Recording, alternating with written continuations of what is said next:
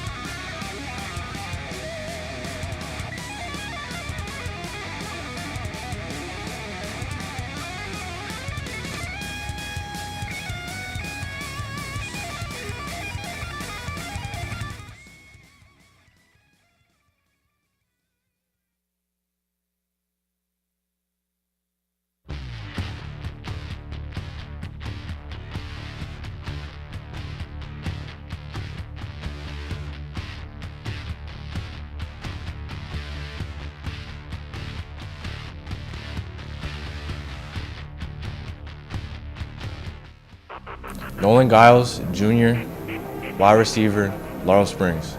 Eddie Sears.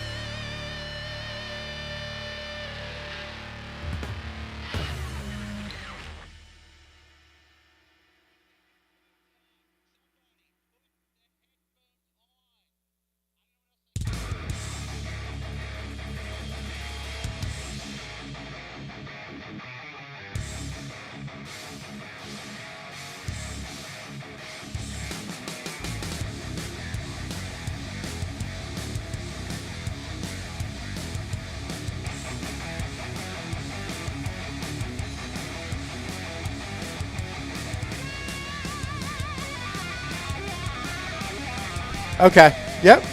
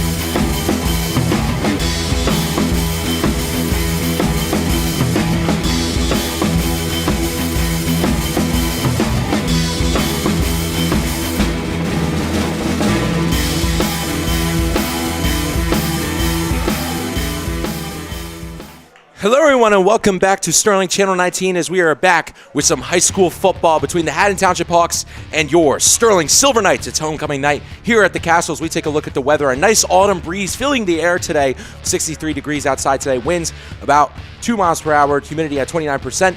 And today's forecast is nicely sunny as the sunset goes down on this 6 o'clock game here on the turf. Taking a look at the WJFL Royal. Haddon Township leading the way, 4-1 in the conference, 5-1 overall.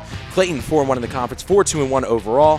Pittman 3-1 in the conference, 5-1 overall. Gateway Gators 3-2 in the conference, 4-4 overall. Then your Sterling Silver Knights coming in at that 5 seed, 3-4 in the conference, 3-5 overall. Gloucester Catholic 1-4 in the conference, 1-5 overall. And the Camden Mastery Warriors 0-5 in the conference, 0-6 overall. Sterling Knights and Haddon Township Hawks game comparison. Offensive points per game, Sterling having 13, Haddon Township having 22. Defensive points allowed, Sterling having 20. Haddon Township, solid defense, only allowing 7 home and away. Sterling 2-2 at home, Haddon Township 1-1 away. And last win against the opponent, Sterling won in 2015, and Haddon Township won in 2009. So we're going to step back for a moment, and we're going to let the boys on the sideline introduce themselves here. Nolan Giles, Jr., wide receiver, Laurel Springs. Eddie Sears, senior, defensive tackle, Stratford. Jaden Davis, junior, linebacker, Philadelphia, PA. Desi Mullen, freshman, left guard from Somerdale, New Jersey. Gary Battellini, junior, quarterback, Washington Township, New Jersey. AJ Panarello, junior, right guard, Magnolia. Renee Camacho, sophomore, middle linebacker, Laurel Springs. Josh Hernandez, junior, running back, Somerdale. Julian O'Donnell, junior, linebacker, Magnolia, New Jersey. Charles Lewis, senior, safety, Stratford. Cameron Johnson, sophomore, defensive back, Laurel Springs, New Jersey. J. Sally Ward, freshman, receiver, Magnolia, New Jersey. Jane Williams, sophomore, receiver, linebacker, Stratford, New Jersey. Riley Cervantes Sharp, sophomore, cornerback, Deptford, New Jersey. Will Nicholas, sophomore, tight end, Stratford. Jermaine Stewart, sophomore, running back and safety, Somerdale. Liam Crawford, sophomore, center, Laurel Springs, New Jersey. Daniel Capobianco, sophomore, right tackle, Winona, New Jersey. Gabriel Torado, freshman, wide receiver and corner, Magnolia, New Jersey. Mason Marvin, sophomore, fullback and middle linebacker, Akron, New Jersey. Declan Winters, sophomore, DN tight end, Laurel Springs. Jeremy Clark, sophomore, kicker, Stratford. Thomas Fitzgerald, freshman, wide receiver DB, Clayton. Joseph Rogers, senior, slot receiver, DB, Stratford. Mason Boyd Neal, sophomore, nose guard, Laurel Springs. On the sidelines, the Sterling Silver Knights, Haddon Township Hawks. We're going to take a look at a little bit of program history here. Sterling 80 and 126 overall, 385 winning percentage. Haddon Township 72, 132, 352 winning percentage. But that winning percentage doesn't really describe how far this program has really come for the Haddon Township Hawks. Taking a look at the league standings, 35-74 Sterling with a 310 win percentage, 38-65 Haddon Township with a 369 win percentage. Home and away, Sterling 40 and 61 at home with 388 winning percentage. Haddon Township 30 and 66 with a 300 winning percentage. And their last division title, Sterling last won in 2005, and Haddon Township, we're not necessarily sure here at Sterling Channel 19. So we're here on the field getting ready for some action between these two talented teams. And I mean, Schultz, I mentioned, this Haddon Township squad has really come far taking a look at the Sterling history. Sterling leads this matchup 7-3. Last meeting, 2015, Sterling won 42-7. Haddon Township last won in 2009, and Sterling has won 3 in a row. And I mean, in that time, Haddon Township wasn't as dominant as they were, but now we're seeing a much better, much more fierce Haddon Township squad. It's impressive what they've been able to do because they've always been traditionally a soccer school, a soccer area, and we're in danger of shutting the program down about 8 years ago, but have really rebounded and have things definitely on the right track.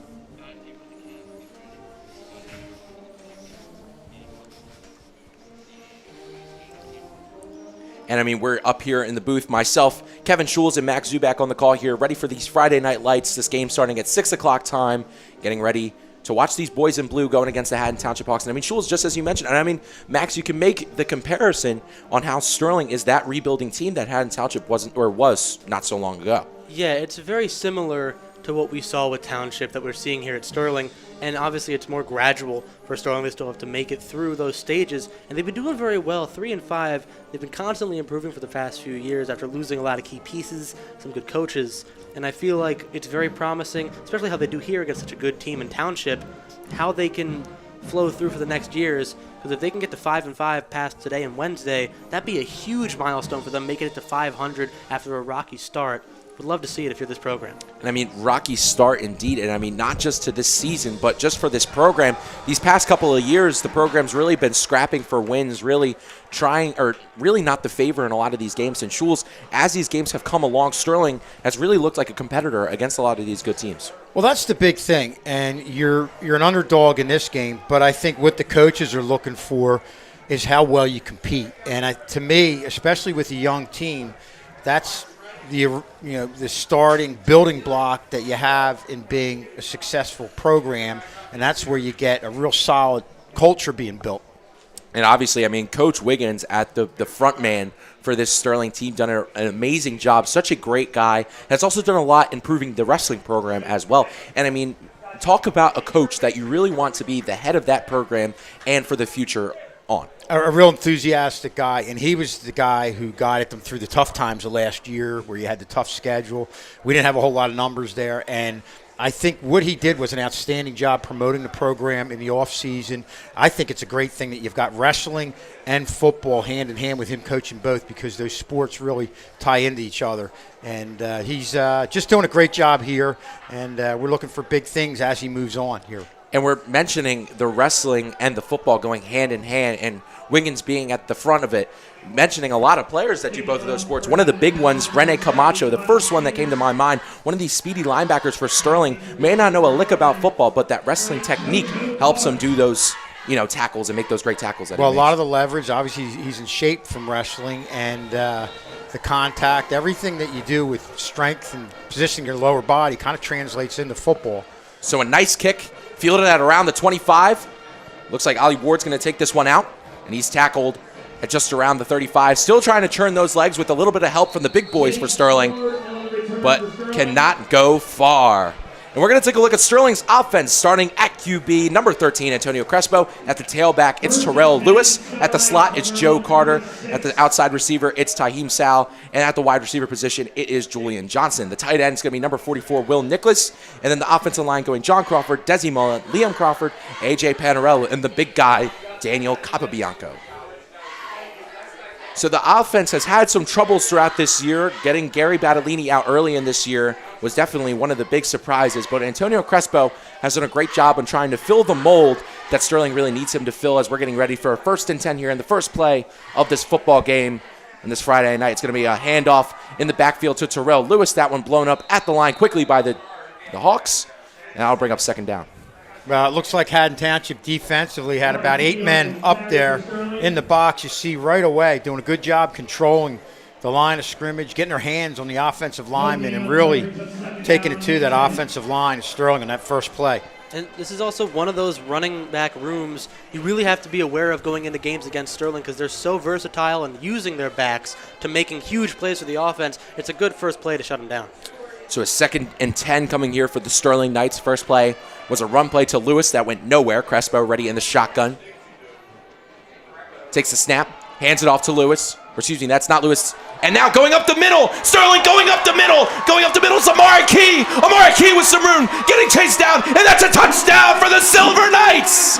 The second play of the game, and the Silver Knights get 6 points. Well, they talked about how Amari Key was going to play a big part in this game, and second play from scrimmage, he just goes right up the gut right there, a little bit off to the side, cuts back, and that's the thing when you've got everybody up. If you get through that initial 3 and 4 yards and you have his speed, you're pretty much gone from there. It wasn't Terrell Lewis, it was the other senior, Amari Key, getting his first touchdown of the year for the Silver Knights, giving them 6 early in this game against such a tough Haddon Township defense. And you know, we even saw him last week on his senior night game.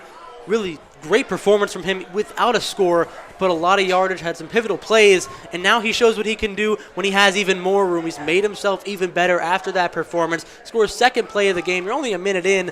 It's got to be a bit of a shocking for this defensive coordination for Township after having such a good start to their year 5-1. You have a player like this come through, just really tear apart your defensive line. You've got to reflect on that and see what can you do to slow that down, because if you can't, they're going to be attacking you for a long while. I mean, just the speed and the vision from Key to find the open hole and absolutely run straight through it, going upfield. Almost a 70-yard touchdown for Key. Just absolutely impressive from Key. And now we're going to get the first PAT of the game here from Jeremy Clark.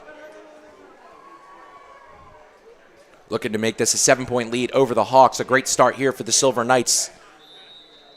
Whistle blows. It's a good hold. And the kick is drilled by Jeremy Clark. So a 7-point lead early in this one over the Haddon Township Hawks. And I mean, talking about Sterling being competitive. Yeah, well, one area where they felt that they had an advantage was the area of team speed. You know, look at Haddon Township. They're very disciplined, just a good, solid football team. But look for Sterling tonight to take advantage of their speed. And you saw that one where, again, it was off tackle. He got past that initial 8-man front right there, and he was gone from there with all that speed going up the middle. But look for them to find guys like that, Key and Lewis, in space and take advantage of their ability to get away from people. You could even see on that Key touchdown, most of the line shifted to where they needed to, but the outside of that line, one of the guards, I believe he just went kind of out a bit, and it left him way too much space to move, and it let Key roll and roll for yards and yards ahead of him for 6. Really a true mistake by that Township defense. I mean, just an amazing play by Key, nevertheless. I mean, that senior backfield, I got it mixed up between Lewis and Key, making an absolute impact on this offense. And, I mean, ever since Key has gotten in this position, Sterling's offense has looked much more dynamic, especially in that run game. And we talked about the two sports going back and forth. Basketball also. We've got some basketball players over here. Amari Key is a one basketball player. Correct. So now Jeremy Clark ready to kick it off after nailing that extra point. A great start for the Silver Knights. Less than 2 minutes into this first quarter. 7-0 to lead after Sterling scored a 65-yard run by Amari Key on the opening drive. As Jeremy Clark's ready to send this one away. Fielded at around the 25. Haddon Township looking for a big return. Sterling trying to make the tackle, and they do just around the 40. That one being a return by Jacob Dockery. So taking a look at Sterling's defense, we have Briley Creventus Sharp at that cornerback position, Jaden Davis at that outside linebacker, Rene Camacho in the middle, and Julian O'Donnell also on that outside linebacker. Jermaine Stewart, one of these big impact players for the Sterling offense, along with Joseph Carter at the free safety position, Gabe Torado at the corner, and then the defensive tackle, Eddie Sears at the defensive tackle position. Nose tackle is Mason Boyd-Neal. The right end is Jaden Davis, and the other defensive end is Will Nicholas. Well, we talked about the keys on the offensive side of the ball. I think the key on the defensive side of the ball is discipline. This is a Haddon Township team that runs misdirection, a lot of counters, so you got to stay at home and read your keys. And that one blown up immediately by this Sterling defense. Absolutely hungry is the senior Eddie Sears, blowing up the middle of that play, going for negative yards. No one gets fooled by the motion there, and Sears just plays exactly where he has to be. Real intelligent move from him. He's a real great player, really utilizes his abilities as a larger guy to really get in and fill any gaps that the running backs can get through. That's a real good job getting his hands on the lineman, shedding them right away, keeping his eyes in the backfield the entire time. And, guys, we always say if you get penetration like that, it's going to be a tough day for the Haddon Township offense. Sears and Boyd Neal, really just a dynamic duo, pretty much a running back's nightmare, trying to go up the middle against two big guys, as Boyd Neal and Sears are, for a 3-yard loss right there for the Township Hawks. So now under center, Hawks trying to get some forward momentum here after going back 3 yards. Penalty flags on the field. Looks like offsides against Sterling, so it's going to be a 5-yard penalty, so that'll go 2nd and 8. So wiping away that tackle for loss, giving Haddon Township 2 extra. Well, when Sterling struggled at times in games throughout this season, penalties and turnovers have really played a big factor in that. And obviously on the defensive side of the ball, you've got to avoid the penalties. So now Haddon Township trying to get some yardage going the other way. It looks like Axel Moore is going to be the quarterback. He's going to do a fake handoff. That one goes up the middle, but gets stuffed by the Sterling linebackers and defensive tackles. So now Haddon Township faced with their first third down of the game. Well, there's the case of misdirection. You got the motion going one way, then coming back the other way with quick step to the right, then coming left. But not a bad job by Sterling defensively, pretty much staying home there. So this Sterling team has been one of the better ones at finding ways to stop great offenses. I feel like in these latter half of the season, earlier on they were having some struggles letting up a lot of points, but they learned from their mistakes, and they've been able to really corner some great teams rushing and passing. Stewart's one of those guys we had talked about before on the passing side of things, and I expect a lot of good things from him. So it's 3rd and 4 here for the Haddon Township Hawks as they get under center. Man in motion going way back. A pitch back to him. Great blocking on that outside, and Haddon Township's going to fight for that first down. That's a great run there by number 3, Jaden Haltwiger. Well, you'll see a good kick-out block here on that left side, and they're able to gain that first down. So Haltwiger with a big run coming out of that deep motion, and I mean that pitch was pitched really far back to him. Gets great blocking up front from his receivers and offensive line. So that'll give Haddon Township their first and 10 of the game with about 8 minutes and 21 seconds left in this first quarter. Sterling scoring on their opening drive is another man in motion here for the Hawks. This one pitched back to the running back coming out of the backfield, and that's a great tackle there. What a tackle by Jaden Williams. Great wrap-up tackle coming from the secondary. Getting another tackle for loss for this Sterling Knights defense, and man, they're on fire. I mean, you couldn't have said it better. They are on fire early on in this game. They've been very good at reading through the motions and not being fooled as to where these formations are going. They've already had a couple tackles for losses, leaving Haddon Township with an early 2nd and 15 and a 2nd and 13 before the first down. They've been really good at just getting through that line and making statements in this first drive. So it looked like missing blocking assignments there. Missed Jaden Williams as he was moving like the Flash up into that Haddon Township backfield as we're now approaching a 2nd and 16. Now dropping back, it's Moore. He tries to fire towards the outside, and it's dropped by the receiver. Looks like Haltwiger drops it again from Moore. So now it's going to be a 3rd and 15 for the Township Hawks. Moore threw it a little bit behind the receiver, but you'll see with Moore, he really gets rid of the ball in a hurry. Almost comes out of his shoulder right there, and just one they couldn't hold on to. The thing with plays like that, though, if it hits the receiver in the hand, there's no one really to blame but the guy trying to catch it. If it's there for you and you've got your hands on it, there's no reason to have that without much disruption besides after he'd already dropped it, get that in there. It's a tough one, but still you should be able to get that in. So the band making noise. 3rd down and 16 here for the Sterling Silver Knights early in this one after scoring on their opening drive with a big run by Amari Key. Snap is taken into shotgun. Moore looking deep, fires, and this one tipped up in the air and intercepted by Sterling. Trying to go the other way, getting to the edge, still running upfield and tackled at around the 30. What a big play. That's by number 8, JoJo Carter. Well, you had real good coverage out there downfield. There was a tip, another ball thrown high, and Sterling's able to haul it in. What a start for Sterling on both sides of the ball. I don't think there was much of a reason for him to try and go with the one hand there. I think you let that go, might be, a bit of a lesser chance to get that tip. As you see here, it halts the momentum. It was going to go over these guys, and it gives Carter free rein off the tip drill to get that in and get a ton of yards off of it to set Sterling up with another solid start to a second offensive drive early on. So Haddon Township, the number 1 seed in the conference, Sterling number 5, and currently Sterling is doing a great job of keeping these Hawks in the nest.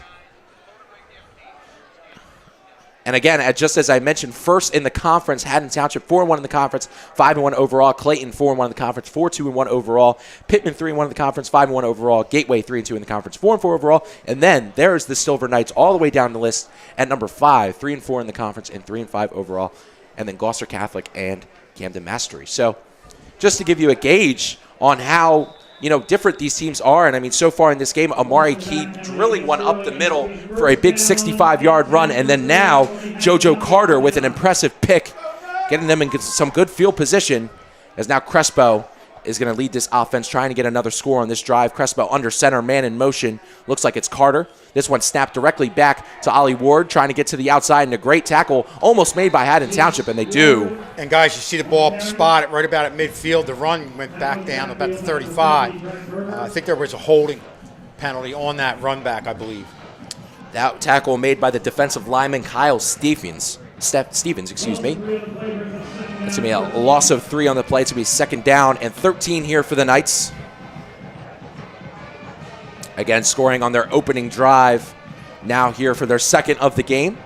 Sterling trying to recreate what they did on that first drive, that magic after that big run by Key.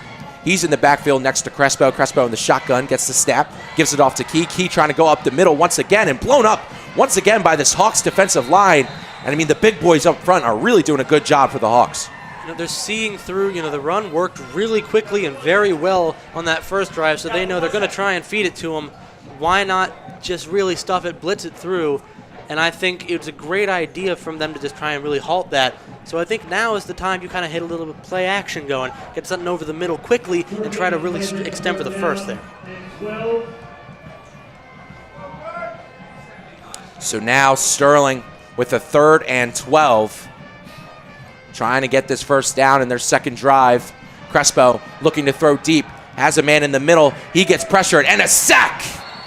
Big sack there by Haddon Township. That one by Brennan Berger getting in the backfield quickly on Crespo. Brings up 4th down. Well, this is the way a team that has established a very good culture is going to respond to adversity. You see them make a couple of big defensive plays to put Sterling in a tough spot here after the interception initially had them looking forward to some great field position. So, I mean, great pressure by Berger and this Township defense. Their defensive line really doing a great job on this defense. Now, punting for the Knights is Nolan Giles, number 7. He gets it. Kind of chips the ball, gets to the 50, dribbles forward, and that one goes out at the 49-yard line. Guys, this is a big...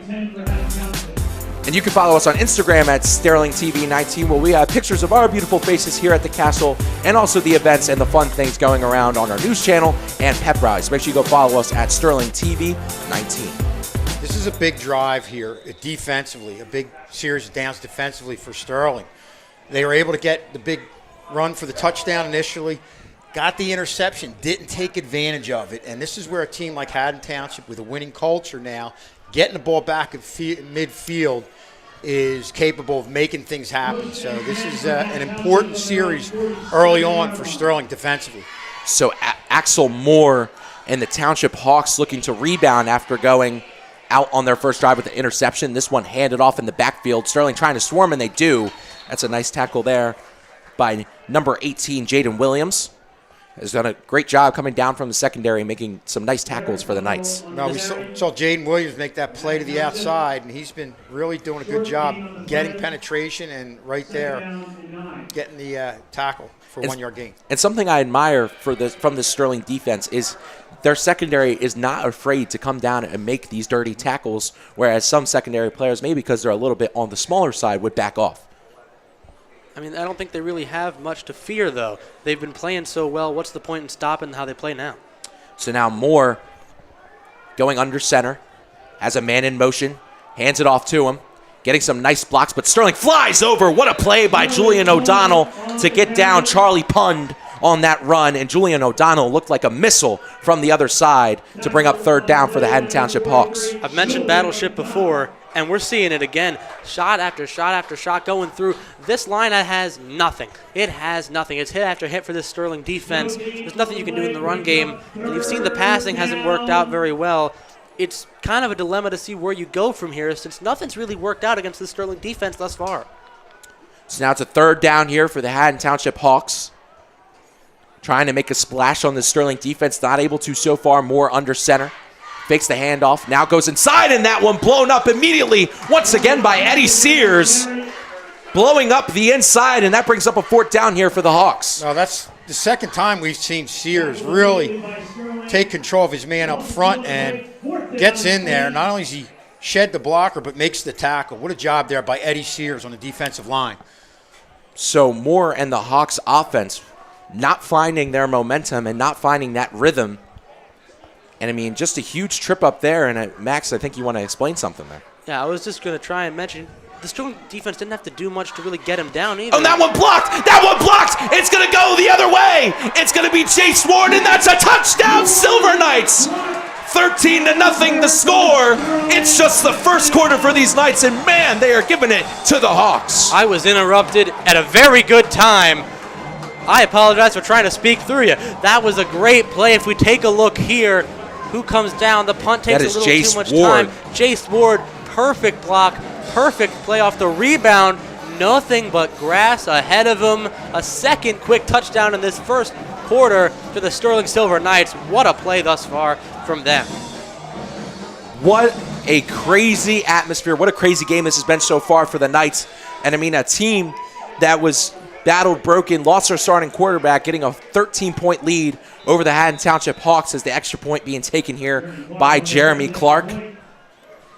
Nice snap, and he gets it through. So 14-0 the score early in this game with 2 minutes and 50 seconds left here in this first quarter. And I mean, Schultz, what a game so far. Now, that was interesting the way that came about. I don't know if we can get another look at that, but usually when you're the outside guy, you're rushing the punter, you're going to go around the outside of the up back. He went to the inside, completely faked the up back out, and just had clear sailing right to the punter. And with his speed, was easily able to make the block. He also made an incredible play off the bounce there. He immediately saw it was going right back up to him, and he took it right to the house. I mean, great point there by Max. And I mean, a bouncing football is no joke. A missed block there by number 79, Will Conover, really caused that play. And I mean, that's a great job by our drone. Sorry to interrupt you, Dan, but an outstanding shot by our drone camera Casey there. Kozaneski. Yeah, it's Casey doing a really great job there. It's really highlighting what Jace Ward was able to do in making that cut and just making the blocker mix. So Sterling making magic happen early in this game. Amari Key broke through for a huge touchdown. Sterling also got an interception caused by JoJo Carter, and just then we saw Jace Ward with a great punt block to send it the other way against this Haddon Township Hawks offense. And I mean, Schools right now, Haddon Township, not looking their strongest. They aren't, but again, I go back to them having a winning culture, and right now Sterling's got to keep the pedal to the metal, and this is part of building a winning culture, is learning how to win, learning how to play with the lead. And that'll be interesting to see how Sterling's able to do that moving forward here. So a big 14-point lead over the Hawks early in this one. Clark gets a good boot on it. This one dribbles back, fielded at the 15, trying to cut up field. Sterling trying to make the tackle, pushed off. Sterling still has yet to make this tackle. Going around the 30, goes back a couple of yards. Sterling gets the cavalry, and they stab the Hawk. I mean, it was a great effort by 13 there, Elgin Baylor, but he just wasn't going to get there as it was constant obstacles from the special team side. Sterling wasn't going to let much happen there. You know, this team's obviously had their ups and downs, but one area they've been pretty consistent on is the coverage on special teams, being disciplined, staying in their lanes. So it looks like more on the offense going back out. The punt was blocked the last time they were out, caused a touchdown scored by Jace Ward. And now Moore has to get something started here for this Hawks offense with about 2 minutes and 37 seconds left in this first quarter. Man in motion. Moore gets the snap. A little bit of misdirection, trying to shoot it up the middle. Torado comes, and the safety laying the big hit I think that one was Jermaine Stewart coming from the secondary, preventing that first down. It was a good misdirection, something we don't see early on. They used the motion as something they could read. Huge gap to take by 34 there. It's a good play design after the first few drives you've had to really test the water, see what we can get away with. That run by Derek Hundall, getting a couple of yards there for Haddon Township. That brings up a 2nd and 1 here for the Hawks, looking to get this first down, trying to punch it to the Sterling defense. Man in motion, misdirection going up the middle. Sterling's defense stays strong. And it's going to be a first down here for the Haddon Township Hawks. They go for the same thing again to see if they kind of expect something else to go down. They immediately realize same type of misdirection. They shut it down, and they cause a 3rd and short, but still 3rd nonetheless. You got to win these. Haddon Township. Oh, no, I lied. They barely got it. That's a first down. Yep. Rene Camacho doing a great job reading the play and shooting the gap, but not enough because I think it was Pundell shot it up the middle for the Haddon Township Hawks. Man in motion, giving it off to the man in motion, and Sterling reading that play easily. The man in motion was punned. That's a great tackle there by the Sterling defense. The man in motion has kind of been what you've seen on each and every play from the Hawks thus far. You've got to be going into every defensive drive, who's going in motion, and how likely is it that they get the ball off of it. That's got to be the mindset, not do they run, do they pass. It's who's in motion and do they get the ball. And I mean, just a great play by Camacho to get back there immediately. And I mean, we mentioned pregame, Schulz was talking about it a lot and how this Haddon Township offense uses this misdirection. But so far, Sterling has done a good job of doing their homework and really reading what they're putting down. Now back, gives this one up the middle. Looks like it's punned once again, but Sterling there to read it. And now this brings up a 3rd down for Moore and the offense. Well, that was a quick hitter up the middle, trying to take advantage of the size they have up front. And they're able to get about 5 on that run, giving them a manageable 3rd down. 3rd and 4 here for the Haddon Township Hawks, trying to get the first down before this first quarter comes to a close with time ticking down with about 24 seconds left.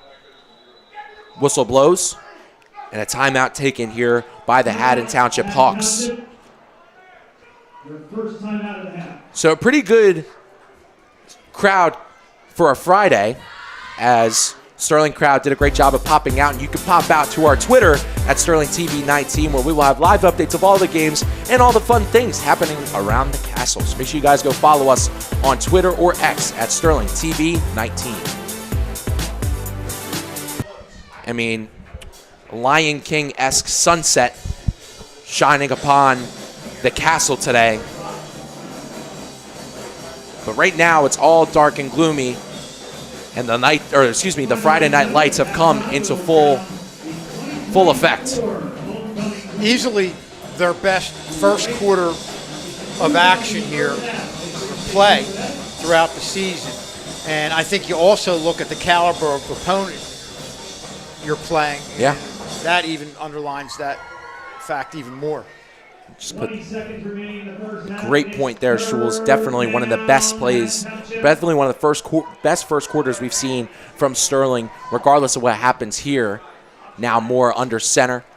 A man in motion trying to get to the outside has a lot of open field ahead of him. A flag is on the field, but at the moment, it looks like Haltenwanger gets that first down. Yeah, and that's in an area that's usually holding.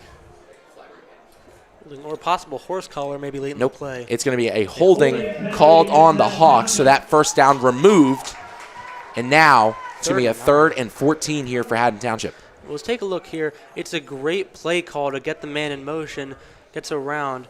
If we see, trying to look, I couldn't see much of a hold there. It was right before, it looked like it was right before he came into the picture. You could see they had a double team, and it looked like he was trying to pull away. You could see a shirt being grabbed.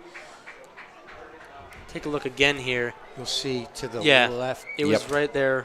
And it looked like right here. I believe it was 63 Joseph Sum. Got a little bit too much of the jersey there on one of the defensive from Sterling. And it calls the first down back. Huge impact from that penalty there. So nevertheless, it's 3rd and 9 here for the Sterling Knights. About time ticking down here in this first quarter. We have about 3 seconds left. They get the snap off Moore, looking deep, fires towards the middle, and that's a nice throw, but blown up there by Jermaine Stewart. Now that's a big hit by Stewart, and that's one ball. You know, we've had a few balls thrown that were behind, were high, but that was right on the money. Look at the hit here by Stewart, gaining separation between the receiver and the ball. Stewart lighting the lights up as we're going to go lights out for a second here at Sterling Channel 19. We'll be right back at you with some second quarter action after this commercial break.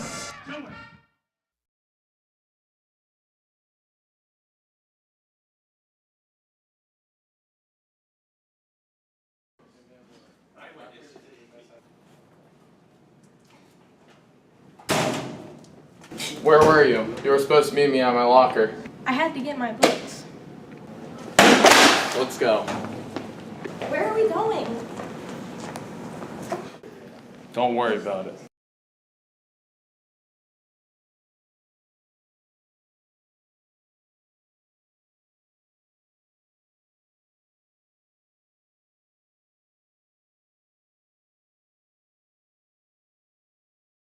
Channel 19 as we're getting ready for some second quarter action here at the Castle. Sterling having such a big first quarter after a 65-yard run by Amari Key and a block punt called by Jace Ward as we're now here for some fourth and 9 here for Haddon Township at the start of this second quarter. Back to return is JoJo Carter.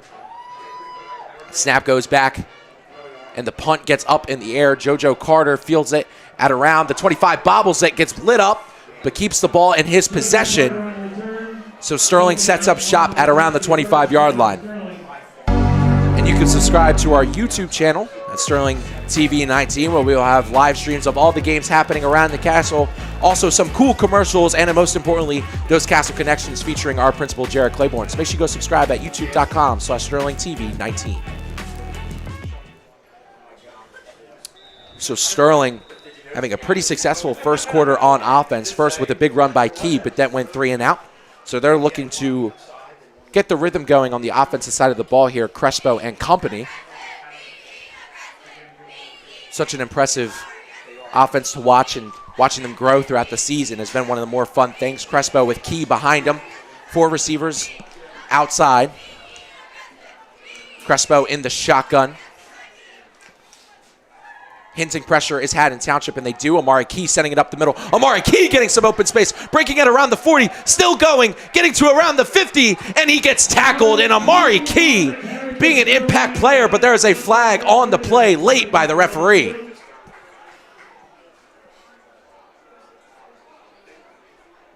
So a late flag called here by the referee.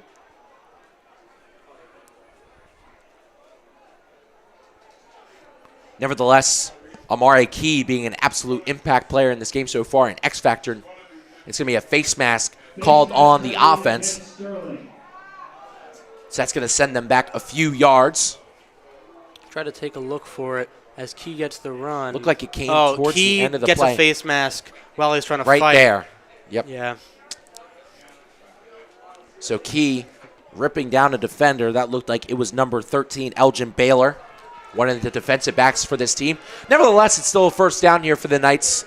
Key, again, being an absolute X factor in this game so far early in this game with about 10 minutes and 49 seconds to play here in this second quarter. If we were playing the Vikings, we would have gotten away with it. So now Crespo in the shotgun, fakes the handoff, looking towards the outside, looking for Sally.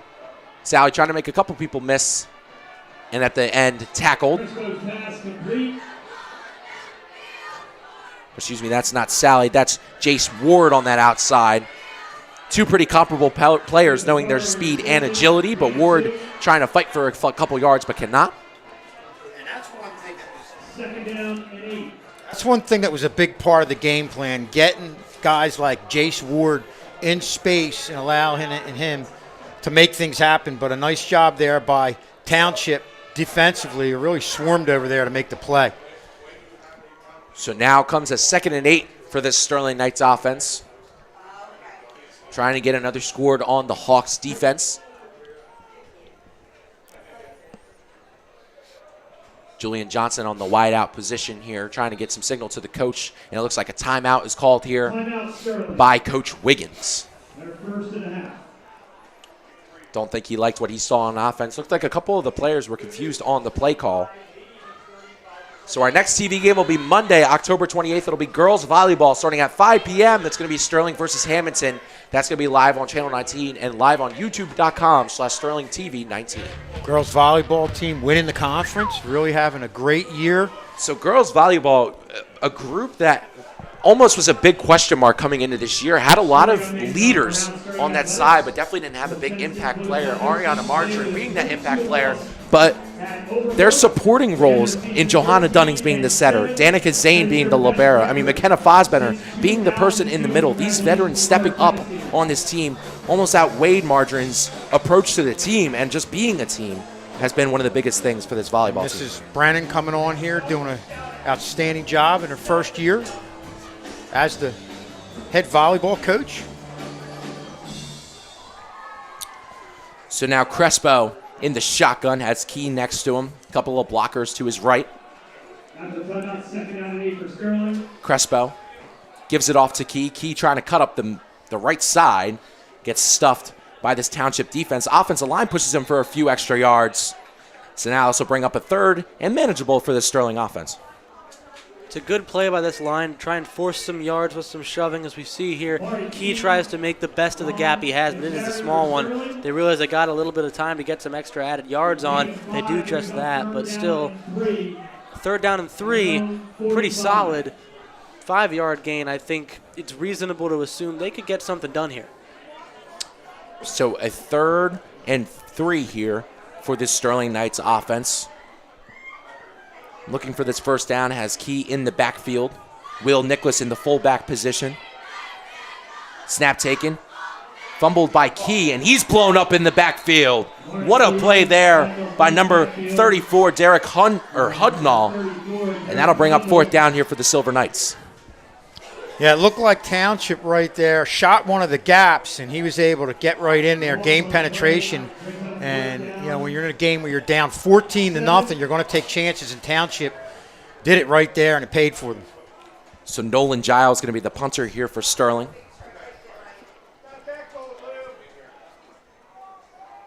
Giles fields it, sends it. It's a nice punt there from Giles. Almost fielded out to around the 25. Lets it dribble a little further. That one going to get down at around the 22. A nice punt there from Giles. Giles has been an impressive player as a receiver and as a punter throughout this season. We've seen him caught a couple of good touchdowns throughout the year. We've seen him do some solid punts like that one. He's a very reliable guy to let your team kind of build around players with that height. Him and Johnson are very alike in that sense. They're pretty large dudes. They've got a way to get to the ball any way they can. Love what I've seen from those guys. It's definitely. I'll say what I said before. Sterling's got to really stay the course right now and maintain the discipline we've seen up to this point in the game. Just about to mention that, Schulz. Discipline definitely the name of the game here for the Knights now. Making sure they don't do anything costly is one of the more important things, having a 14-point lead over a very disciplined and talented Haddon Township team. So it looks like Moore's going to come back. Axel Moore having a rough first quarter, trying to get back on track here in the second. Looking deep.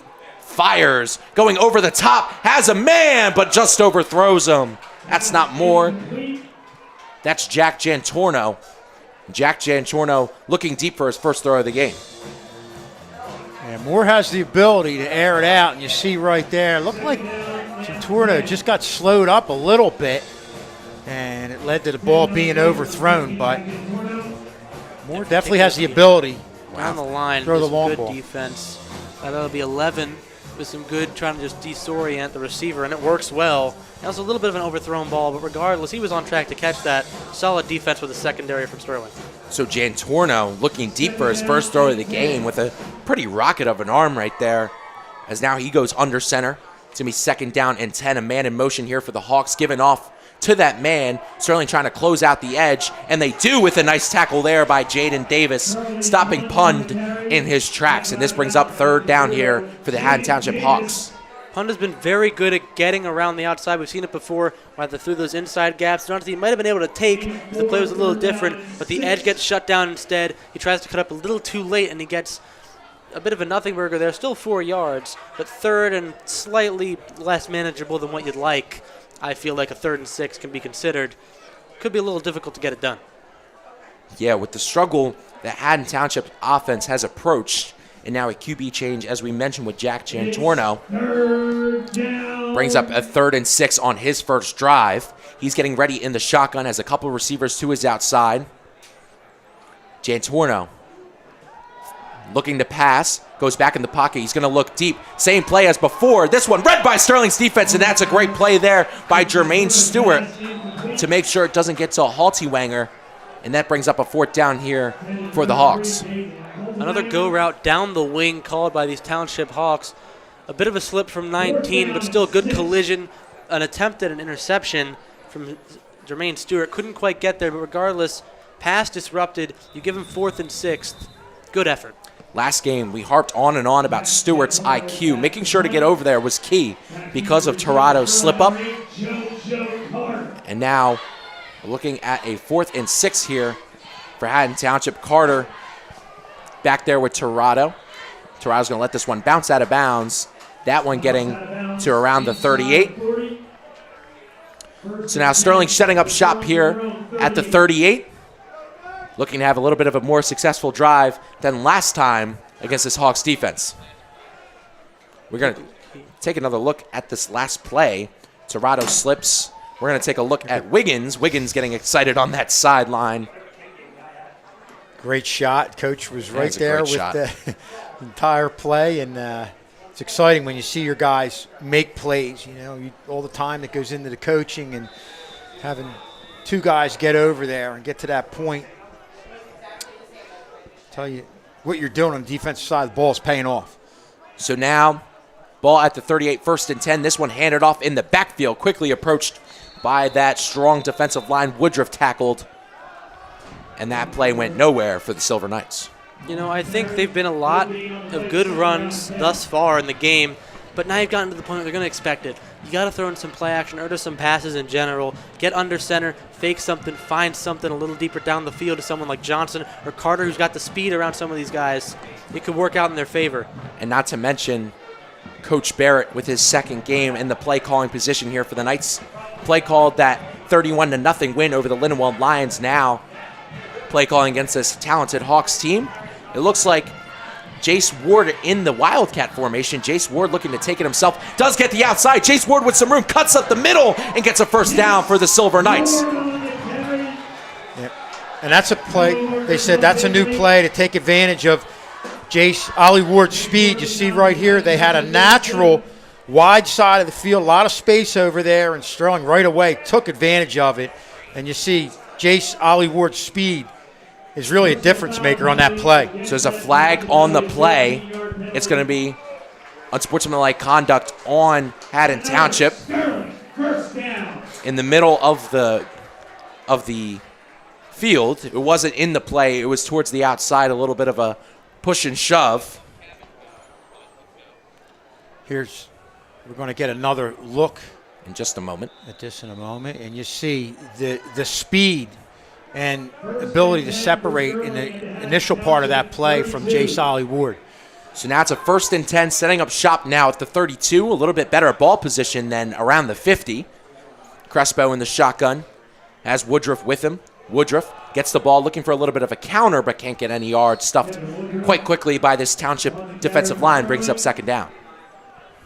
I don't know if I love trying to go on the inside with that. If he had stuck to the outside there, I feel like there'd be a lot more room. I feel like that's been a common theme. The outside runs have been working a lot better, or gaps more towards the outside of this line I think have worked a lot more better. It's what resulted in the touchdown 2 plays in on that first drive in the first quarter.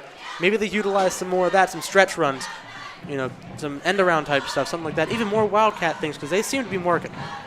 So 2nd and 9 here for the Sterling offense. Crespo getting in the shotgun once again, has Woodruff with him.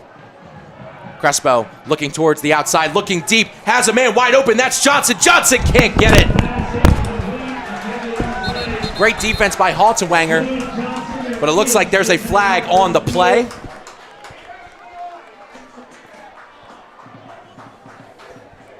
Crowd rejoicing. Looks like it's going to be a pass interference on the Haddon Township Hawks. So now Sterling setting up shop with some great field position now. Well, this is a nice job of Julian Johnson selling this one. Obviously, it was short, but was able to get body right there on the defensive back, and that ultimately led to the call.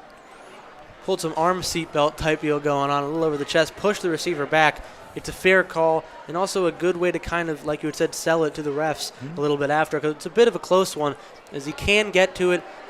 Yeah, that's a little blatant for me, but then again, it does kind of go through the arm, so you can see both cases there.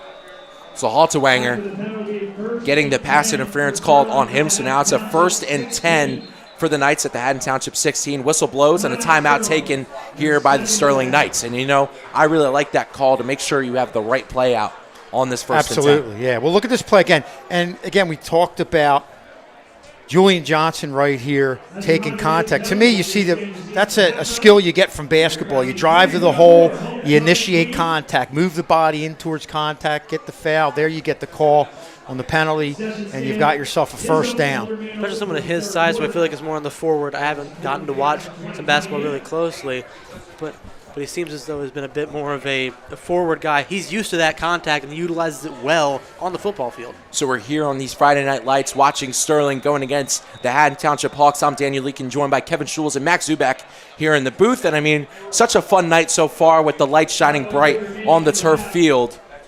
And watching Sterling hold this 14-point lead over the Hawks now in some red zone conditions now. First time in the game here for the Silver Knights, seeing what they can do within 20-yard territory. So Crespo communicating in the shotgun. Looking to do some misdirection, gets it over. That looks like that's Ward, and he gets tackled in the backfield. That's a great tackle there by Luke Carlton to get him in the backfield, and that brings up 2nd down. When we take a look here, it's a good decision, a nice fake to flip it back to Ward. He had a gap, decided to go for a juke because he thought there was going to be a bit more caving in. Solid defense, as well as some offensive decision-making could be changed. You see from the drone here. It's a good play to get the fake, go end around. He had some open room and just cut a little too late, had a second cut that he'll live to kind of regret there. So Carlton, nevertheless, with a great play on Ward.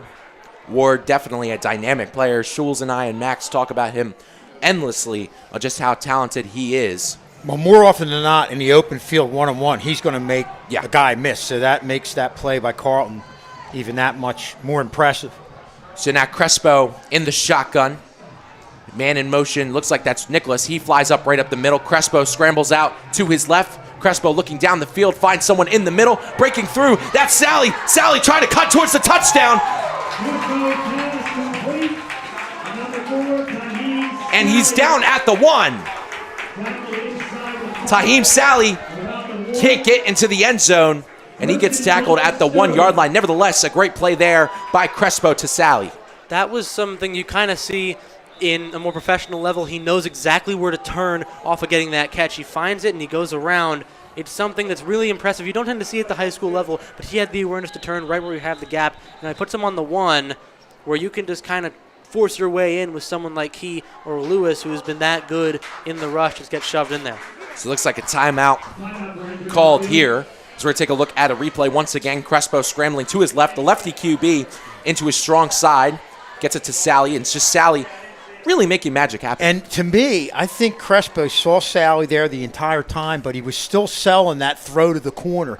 Kept everybody out there. Sally was able to get it. Great job of Sally, sensing that there was a lot of defenders to the right, cut back the other way, and that led to the big run after the catch. And Schulz, this being our last football game covered here on Channel 19, we've watched Crespo throughout the season really learn and develop as a quarterback, and that being one of the main things, making sure he's not eyeing down his receiver and checking all his routes before he did dump it off to Sally. I agree, Dan. That was a big part of the success of that play. And, Sterling right now, we talked about a great first quarter. They're 3 minutes and 43 seconds away from having an outstanding, solid, consistent first half. So the man down is number 13, Elgin Baylor, made a few tackles at that defensive back spot for the Hawks this game. He's able to stand up. He gets up, walking under his own power as he's ready to walk off the field.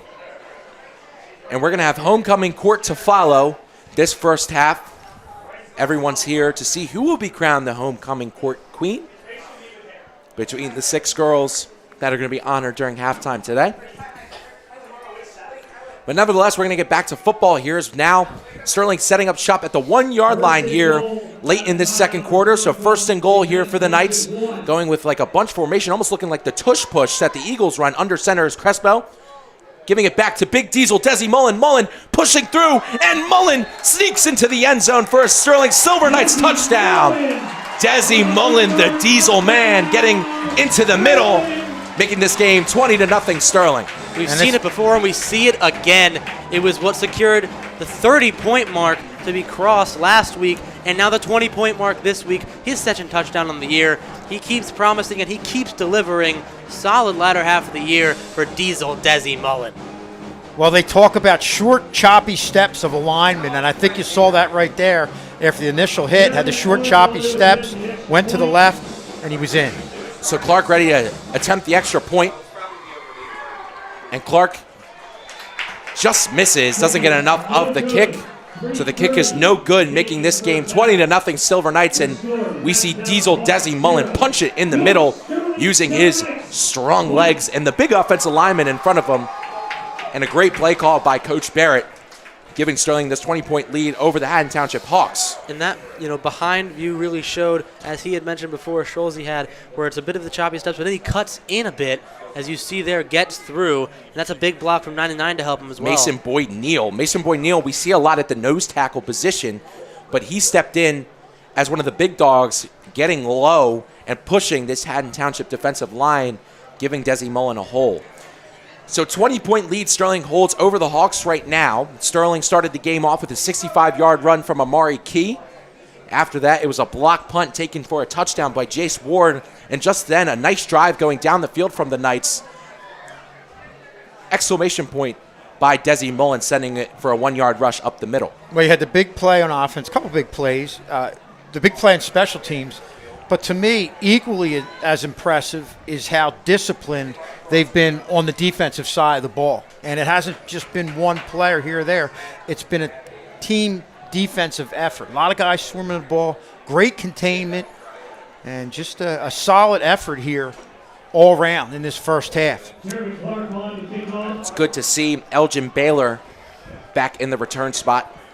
He was injured for a lengthy amount of time in the end zone, but he's back out on one of the return spots here for the Haddon Township Hawks. Clark ready to kick this one away after the missed PAT, sends it towards Baylor's way. Baylor looking to play this one on a hop, does a little bit of misdirection, gets it over. Read by the Sterling defense, but nice blocking, and Haddon Township looking to go the other way with some space, trying to hawk down. Jeremy Clark making the tackle. Nevertheless, a great play there by Haltewanger and some great misdirection caused by the Hawks, giving them some great territory. Well, you had misdirection, but you still had decent coverage. Looked like a decent amount of guys stayed in their lanes, but just a nifty move there in traffic, and that's just an outstanding run back right there. And nevertheless, a great play by the kicker, Jeremy Clark, making the tackle for the Knights. So now setting up with some great field position at the 38-yard line. The Haddon Township Hawks looking to get a score on the board, being down 20 in this matchup with about 3 minutes left to go in this second quarter. It looks like stepping back, firing towards the middle, goes right through the hands. And Jan Torno's pass is incomplete, looking for Pund in the middle of the field. I saw another tipped pass, and I thought we were going to get a repeat of the first quarter interception from Carter. It's something that really has to scare you, especially as now both quarterbacks have made throws that have resulted in things like that. Maybe the receivers just aren't really ready for these bullets to come at them. And it's the second time it's kind of slipped through the fingers. And the third time a pass hasn't gone well for this quarterback here. Bit of a rocky start in this first half of the throwing game. So Jan Torno subbed out more late in that first half. Now looking for his throw, looking deep, trying to go towards the middle of the field. Great coverage there by Julian O'Donnell, and great pressure there is a flag by Jaden Davis. It's going to be roughing the passer, I think. So definitely is roughing the passer. Max was right on it. Nevertheless, great coverage down the field. We're going to take a look. Oh, yeah, Eddie Sears got him low, trying to roll towards the quarterback. So now Jan Toro is going to move up the field. Penalty marker on the field.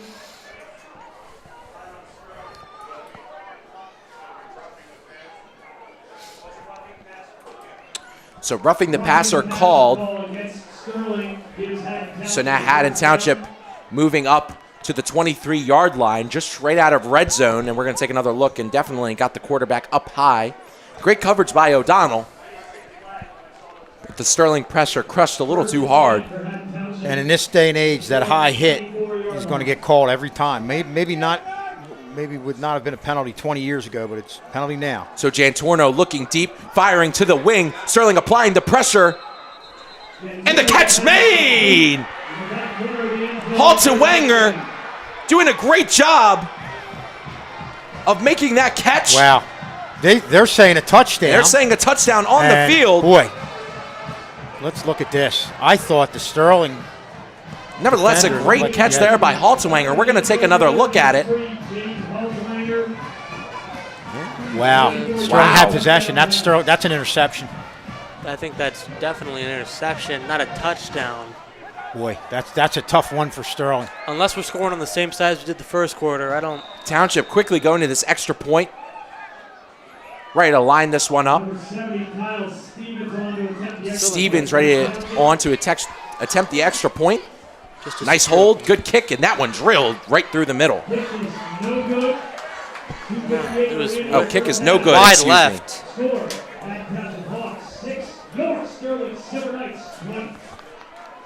Let's take a look again here. Good throw near the edge of the end zone. And I think Stewart has possession.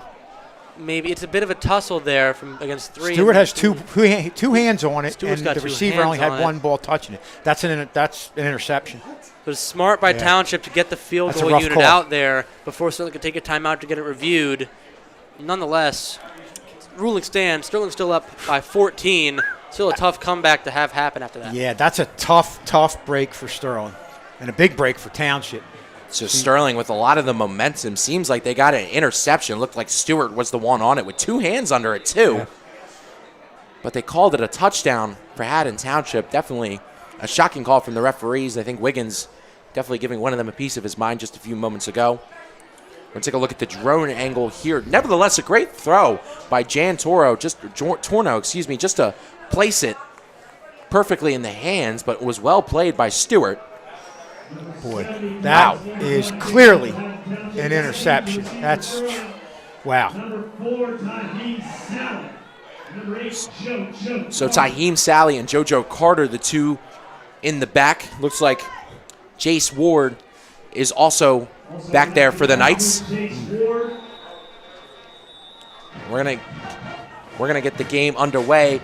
The scorer being number 3, Jaden Halton-Wenger. Try to go for a bit of a squib, onside kick stop, but nonetheless, Sterling picks it up, and they're going to start around midfield. So ball on the 49-yard line. We're going to take one last look at the play. Us here in the broadcast booth, we think that's an interception in favor of Sterling, but the calling on the field resulted in a Halton-Wenger touchdown for this Haddon Township Hawks team. But Sterling now setting up with great field position, and they're on 49 with about 2 minutes and 57 seconds left in this second quarter. So 20-6 the score. Crespo in the shotgun. Sterling scoring on their last drive with a punch-in touchdown from the 1-yard line by Desi Mullen. Crespo faking the run, trying to get it over. This one almost intercepted, but it's tipped and caught by Sterling. So Crespo's pass is complete. That's a great heads-up play there by Julian Johnson for the first down. It's a pretty quick play. It probably should have been an interception, but a one-handed grab from Johnson keeps possession. Has to evade some defenders and a referee. All the same, gets some good yardage. It's really well-aware play by Johnson there. Yeah, there you see the athleticism and the hands of a basketball player helping him out there to make that play. That's a great point, Shields. I was just about to mention that Johnson, one of our starting basketball players here at Sterling, and not only is he a starter, he's a star. Julian Johnson absolutely lights out from 3. Definitely a great midfield shooter as well. So now Jace Ward has it in the Wildcat. Ward trying to spin around, gets pressured by this Hawks defense, and that play goes nowhere by Sterling. It's a good read that they're going to go from a short pass to a run. Not a lot of really medium to long passes thus far from Sterling, and it shows because this Township team has been able to really read these short plays, and I feel like that's what they kind of need to deviate from going into the late half here, and then the rest of the half of the second part of this game. I feel like they really need to, do a little more longer plays. Might catch them off guard because they haven't done much of it. Yeah, and they've gained penetration and made plays. They just haven't been able to do it on a consistent basis. So we're here again, once again on these Friday Night Lights, late in October, the last game we'll be covering here for football. I'm Daniel Leakin, joined by Kevin Schules and Max Zubek here in the booth. And I mean, what a fun season this has been. And this game so far has also been such a fun game, the homecoming game here for the Silver Knights, where we will be crowning our homecoming queen during halftime. Always an exciting week with Spirit Week and seniors and taking the rally, win. Now homecoming. Yeah. Senior a lot of dub. excitement. And I mean, homecoming's been no understatement. Constant plays have been taken to the house for this game thus far. It's been really solid scoring-wise. I've loved to see it. These are the games that I love. Yeah, opening drive score from the Knights, and just a lot of action as Crespo gets ready in the shotgun. Trying to make Haddon Township jump off sides. This one given off to Terrell Lewis. This one ran up the middle for minimal gain. Brings up a third down here for the Knights. Timeout. Haddon Township. Their third and final timeout. Haddon Township taking yet another timeout. It's their third and final after this Lewis run for about 5 yards. Leave Sterling with a 3rd and 10, I'm pretty sure. Our next TV game will be Monday, October 28th. It'll be girls volleyball starting at 5 p.m. Sterling versus Hamilton, live on Channel 19 and live on youtube.com/SterlingTV19. Excited for that one, getting ready to cover some girls volleyball before they make their playoff push with a very talented roster this year. I didn't know much about volleyball before I started covering it here, and I'm glad I got to because it was a lot of fun seeing it through. And we get to see Coordinator Barrett here his second game. Yeah, I loved what he's been calling. Doing a great job in this game so far, and I mean, really hats off to him. It's his second year officially working at the school, getting this offensive coordinator job, and only his second year coaching at the moment with the absence of Coach Dallas. And I mean, doing a great job on that sideline. But now he is approached with a 3rd and 12, looking to see what the play call is here. Crespo in the shotgun, has Lewis next to him. A couple receivers out. Crespo looking to pass. He's going to look towards the outside. Has a man open. Giles trying to make the catch, but that's great defense there by Haddon Township. I feel like it was a bit of a force trying to get it to Giles. We know Giles is good at what he does, but that doesn't mean you're going to get out of a play like this. It turns into double coverage, rather him or Carter, wherever the ball goes. It's good play design by the defense to really lock down that side. So great play by Pund to come in and make the swat from the safety position. Giles definitely a vertical threat, definitely has the height advantage over a lot of the corners in this game. Also going to be the punter, penalty marker on the field. Not sure what the call is here. Refs communicating over what happened. Looks like a call is going to be called on Sterling. Looks like there's going to be too many players on the field. 12 men on the field penalty against Sterling. So 12 men on the field penalty against Sterling, so it's going to be 5 yards. It'll be 4th and 12, or excuse me, 4th and 17 here for Giles. He's ready to punt this one away. 2 returners in the returning position for the Haddon Township Hawks. Someone flying in, almost gets that punt blocked. This one dribbling towards the 10-yard line. Not going to make it there, but some pretty good punt by Giles to get it just to the 11-yard line. 10-yard line, 1st and 10. Haddon Township. So it'll be 1st and 10 here, Haddon Township. 1 minute and 41 seconds remaining in this first half. Sterling leading 20-6. Amari Key with a 65-yard run. It was Jace Ward with a punt block return, and then Desi Mullen punching it in from the 1-yard line to give Sterling the 20-point lead that they have now. 14-point lead. Oh, excuse me, 14-point lead, but 20 points on the board. My apologies. Nonetheless, you're right. It's been very impressive scoring-wise early on, and I feel like while it's kind of been toned down a bit, they can revisit that soon enough if they get good defensive plays here. So Jantorno back at the QB spot here for the Hawks. Looking deep, gets some good blocking, almost gets tackled in the end zone, trying to dump it off. And that ball is caught, trying to get back to the line of scrimmage after being pushed past into his own end zone. And that was almost disaster right there with possibly getting a safety, but good job by Giantorno making something happen. So a loss of yards on the play. It's going to be 2nd and 11 here for Haddon Township. Once again, just trying to get something going here late in this second half with about 1:16 left to play. Sterling's defense standing strong here. Giantorno in the shotgun. Man missing the assignment for Sterling's defense. This one dumped off to the halfback, and that one dropped by number 12, Luke Carlton. And I think the key here was the defender jumping up, putting his hand in the quarterback's face, forcing him to adjust, and that's one of the reasons I thought he got there a little earlier. Okay, but another throw that was a little bit offline, and Haddon Township has really been troubled by that in this first half. Yeah, I feel like it's been a lot of drops, a lot of not being there where the round needs to be. Some overthrows as well, I feel like, because with power you got a lot of control with it as well. That hasn't really been present, and I feel like it's been very, kind of abundance of mistakes receiver-wise for the Hawks this first half. So 3rd and 11 here for Haddon Township. Giantorno coming into this game in this second quarter to try and make some magic happen. Giantorno back, scanning down the field, has someone open in the middle. That one almost bobbled. Torado trying to make the tackle. Nevertheless, a great catch there by Jacob Dockery. Well, that's a play where defensively Sterling's got everybody back, trying to avoid the home run. They're going to give them that play underneath with a little under a minute left. Just keep everybody in front of you. So 1st and 10 here for the Hawks as they take a spike.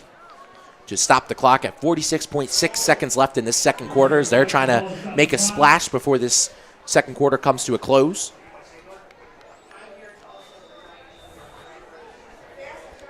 Great field vision there by Giantorno, finding his open man in Carlton. Excuse me, that was Dockery. Dockery making the nice catch. Bobbled it a little bit, but hauled it in and getting some yards up the field for a first down. Yeah, I was going to say, regardless of the first down result, that bobble is just another example of the hands of these Haddon Township receivers not being the best at control off of the throw immediately. They have to take a little extra time, and it really hasn't been the best view. So Giantorno in the shotgun, gets the snap, gets some pressure in his face, and that one batted down by Sterling. Flag on the play. Will Nicholas the one to deflect it. Nevertheless, it is a flag on the play.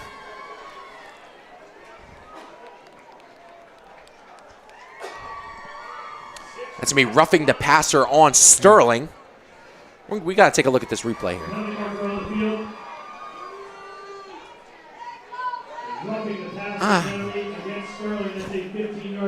Wow. Wow. It almost, if that was on Will Nicholas, it looked, obviously he hit the ball, then came down and bumped into him, although if that one, see on the, here we'll get a good shot at it here. Yeah. I think the reason they call that is because technically the play wouldn't be called dead just because it gets blocked. So it's understandable, but it is something that can be seen as a little bit of a softer call in comparison to what we saw before with roughing the passer. So 1st and 10 at Haddon Township's 38 after the roughing the passer call on Giantorno. Giantorno has it, looking deep, trying to fire to his outside. That one tipped by the defensive line once again by Will Nicholas on that outside. Davis and Nicholas doing a great job of getting pressure to the quarterback, bringing up a 2nd and 10. They've been very good with being able to get through the defense, the offensive line, the Sterling defense, and really cause some pressure, especially on this drive when they were backed up. Even on that play where they get the first down, there was some good pressure that led to almost a drop, which is, again, like I'm going to reiterate a few times throughout this game if it continues, has been a consistent problem in this game specifically. I don't know about other games. I haven't been able to watch them. But this one, it's been a bit of an issue. Kind of surprised. Haddon Township fortunate enough to get that last score. They're only down by 14, that they're still going for it deep in their own end, because it could be disaster if you get a turnover going the other way. So under center is Giantorno. Man in motion. Giantorno fakes it, looking deep, trying to fire up the sideline, gets a man open and pushed out of bounds is number 7, Jacob Dockery. But that gives Haddon Township a first down with 33.5 seconds left. Well, hey, I mean, I'm surprised, but give them credit. They've gotten the ball to midfield, and you get the ball to midfield, and then you've got a quarterback that has the ability to throw the long ball. Anything can happen at this point. So, obviously they're being aggressive right now from the 45-yard line. You can see they're setting themselves up to try and go up top here with 33 seconds left. Just out of the reach of Julian O'Donnell, sprawling almost like a flying squirrel right there, just extended the arms, extended the ledge, trying to get a tip on it. But now, once again, Haddon Township trying to make something happen. Jantorno looking deep, penalty marker on the field.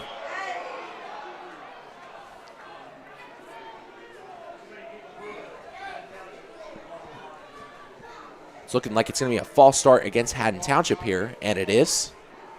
So Haddon Township sent back a few yards with about 32 seconds left. Definitely an unfortunate penalty as we see here.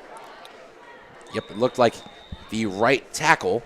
It looks like number 76, Avery Bush. He might have been under the impression the guy in motion was getting the ball. Just unfortunate miscommunication that leads to a costly penalty, giving you 1st and 15 with only mere seconds to go in the first half. So 1st and 15. The ball on the 50-yard line, so Haddon Township has to get halfway to the touchdown with about 32 seconds left. Jantorno trying to pass, looking deep, fires it down the sideline. Giles in coverage. This one almost picked off by him and Jermaine Stewart, but that one going incomplete, setting up for a 2nd and 15. Great contact play by those two in the back. You see the secondary has been very solid this game, and this is no exception for this play. They close in on the play late, goes for a play, it goes for the interception. Can't quite work it out, but regardless, an incompletion is what you want at the bare minimum. Yeah, and you want to even bat that ball down because the last thing you need is a tip. And you could see if somehow that was tipped, the receiver was behind the defenders, and that's it. You want to keep the receivers in front of you in this position, this situation where now you've got 24 seconds left. So Jantorno now going under center. Sterling trying to send some pressure to him. They send a blitz. Someone trying to push through. Jantorno looking to the outside. Sterling trying to make the wrap-up tackle. Still pushing, and that's a great help there from the secondary. The original tackle trying to be made by Jaden Williams. They've got a rush. They've got seconds rolling off the clock. They might be going for another spike here. Yeah, that's an outstanding defensive play, making the tackle, keeping him in bounds, and keeping the clock running. So now with 4.1 seconds left, Haddon Township. We're going to see what Haddon Township does here. But once again, as Shul said, great defensive play by Jaden Williams, having a great game on that outside, making sure he stays in bounds, and great support there by Giles from the safety position. Sorry, Dan. Nope, really, the receiver helping out by cutting back towards the middle of the field. So you get the ball in that situation. You want to get out of bounds. If you do that, you're going to give your team a couple extra plays. As it sits right now, you've really only got time for one play. Yep. So Jantorno breaks the huddle. Going to be interesting to see what direction they go in here. Sterling definitely has two high safeties. Jantorno gets some pressure in his face. Will Nicholas also on the outside. Jantorno has to make a play looking towards the middle. That one caught. Trying to cut up field is Haddon Township. They're going to get some space. Sterling has to make the tackle. And they get tackled at the 10-yard line. Haltenwanger almost made some magic happen with 4 seconds left, but that is a wrap on the first half here. But nevertheless, what a play by Jantorno to scramble and make the heads-up play. It's almost like the pressure wasn't there for him throughout this half. It gets there, but he's able to get right around it. Real impressive performance from him. Loving what I'm seeing. So that is it here for the first half. Sterling holding a 20-6 lead as we talk about Jantorno and seeing what impact he can make starting in that second half. So close to making some magic happen there with only a couple seconds left. But nevertheless, Sterling holds strong at the end of the half. So 20-6 the score as we're getting ready for some second half action. We'll be right back at you after this commercial break.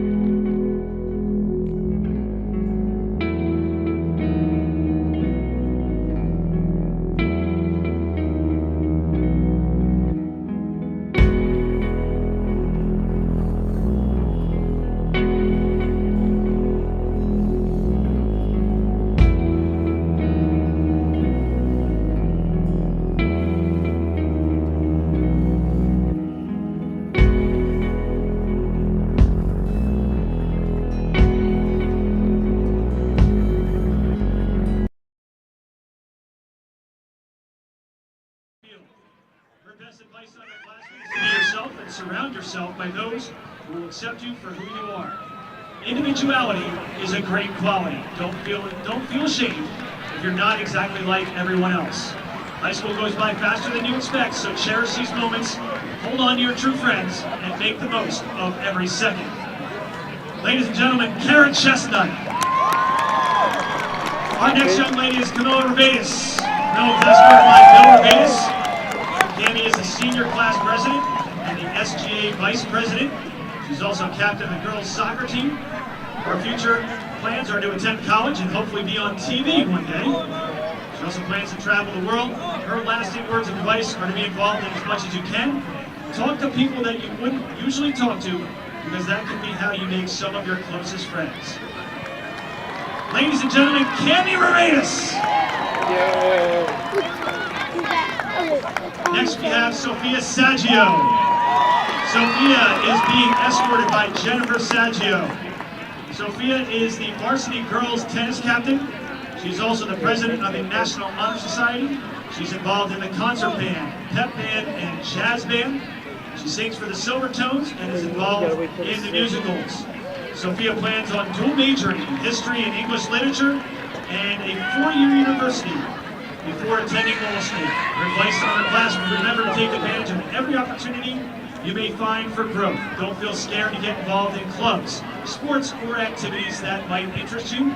For these experiences will help you discover your passions and ultimately allow you to build lifelong friendships. Do not take the short amount of time you will spend in high school for granted, and remember to make the most out of your formative years here at Sterling. Ladies and gentlemen, Sophia Saggio.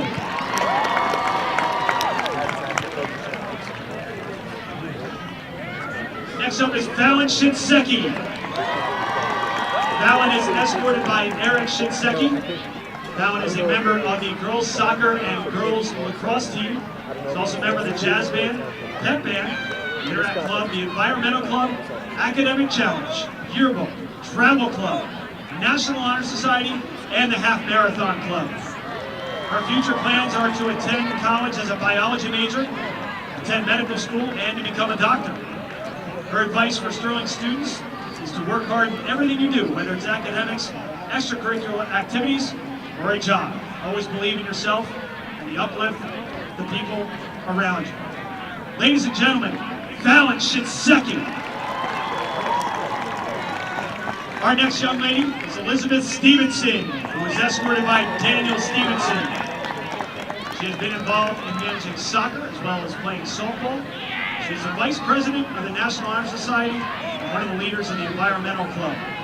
Elizabeth plans to attend a 4-year university, majoring in nursing, where she hopes to become a registered nurse who works with geriatric patients. Elizabeth's advice for Sterling High School students is to make the best out of the 4 years you are here, connect with your teachers, and participate as much as you can. Ladies and gentlemen, Elizabeth Stevenson. You gotta wait, we're gonna name the queen. Okay? Finally, we have Antonia Troilo. Antonia is escorted by Steve Troilo. Antonia is a member of the varsity girls soccer, basketball, and lacrosse teams. She's also the SGA president and the student representative for the Board of Education. She's a senior class vice president. Antonia is also a part of the Environmental Club. Her advice for Sterling students: make sure you get involved in as much as possible around the school and participate in any school events, because that's how you make your high school experience as best as possible. Your high school time is as fun as you make it, so you make the most out of every opportunity. You have a great 4 years. Ladies and gentlemen, Antonia Troilo. Daddy.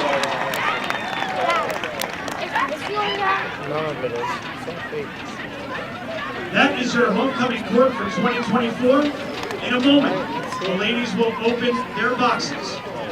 The young lady who has the red roses will be our homecoming queen. Ladies, please open your boxes.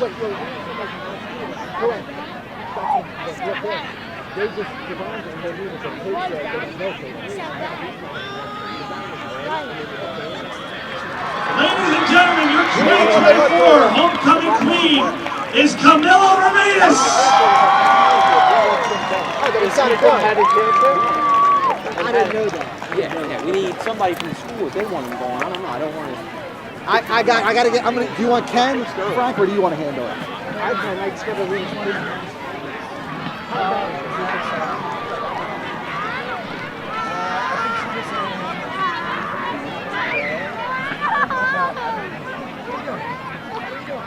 Once again, a big congratulations, a round of applause to all of our homecoming court, and congratulations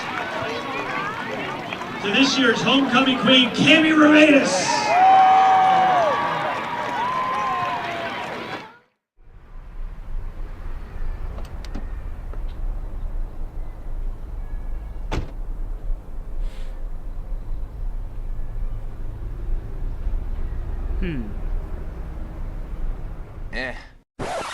Bad decision.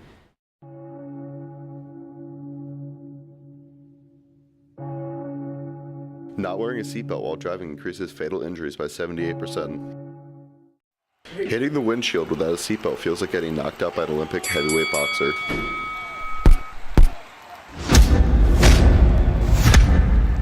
Four times. The initial impact of a car crash is multiplied without a seatbelt. It feels like being tackled by 3 defensive backs running at full speed. Oh my god! Oh my god! Oh my god! Good choice. Buckle up. It's not worth being a statistic.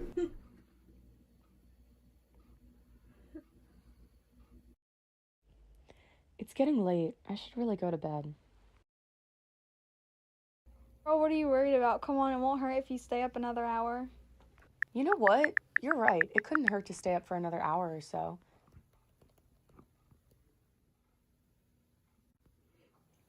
What? It's already 1 a.m.? I didn't even realize it was so late. I'm telling her I'm going to bed.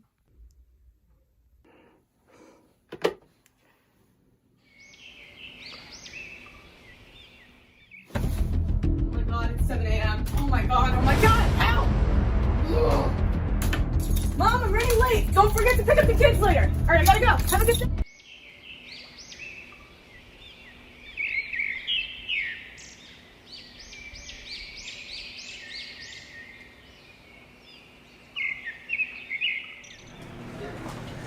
Hey, Liz. What's up? Hey, Maddie. Why are you wearing Crocs? They're so comfortable. You should really get a pair.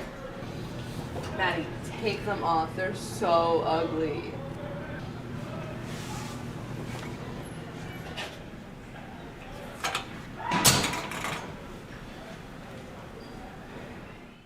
Three days later. Hi. Hey. You're wearing Crocs? You're wearing sneakers? I thought you said those were ugly. Well, I guess they are kind of comfy.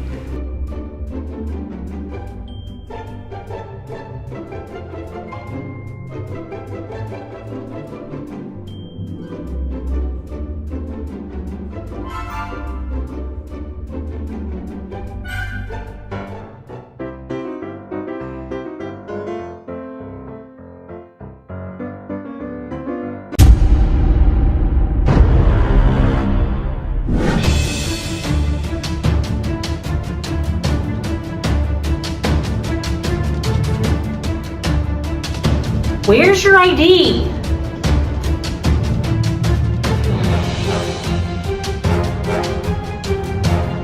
Wait a minute! Put that hood down!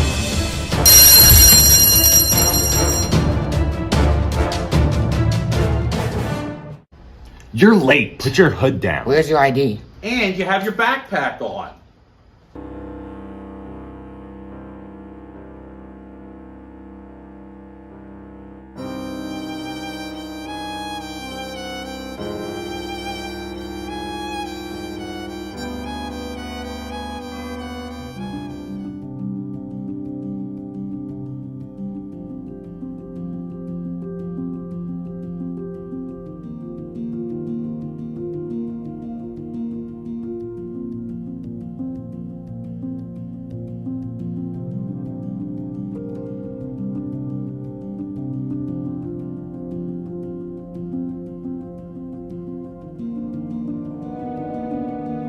I guess one time isn't gonna kill me. It's totally safe. We do this all the time. There's no way these drugs are laced, right? Trust me, you're gonna be fine. I just need to forget everything right now. It'll be fun.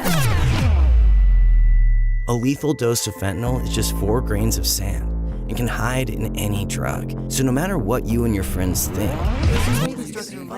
what you can't see will kill you. Don't die to get high. Fentanyl is fatal. Get the whole truth at CamdenCounty.com/fentanyl.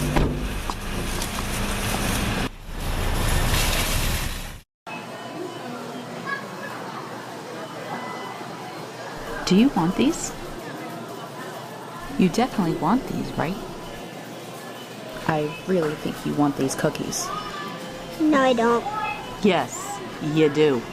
No, I don't.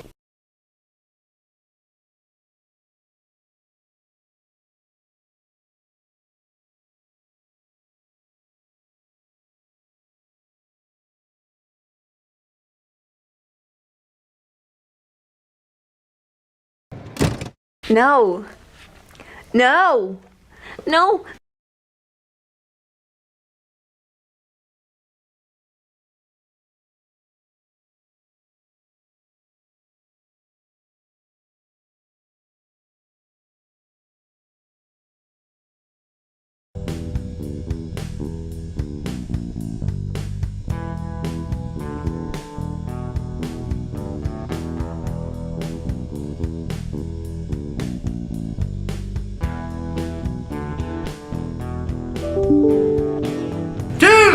Would you check your email?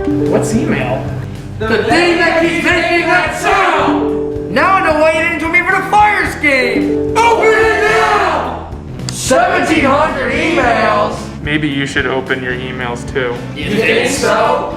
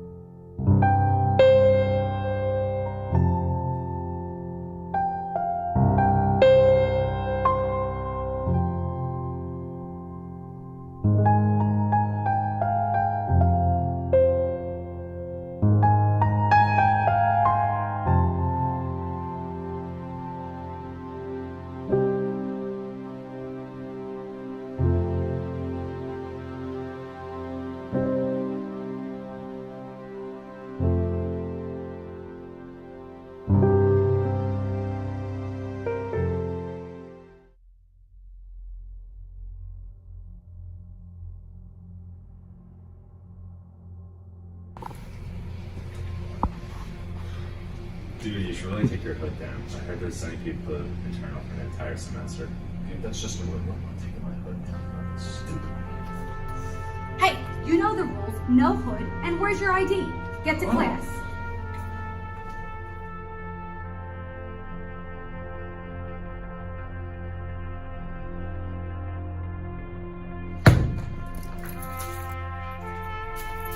How many times I have to tell you? Get the hoodie off.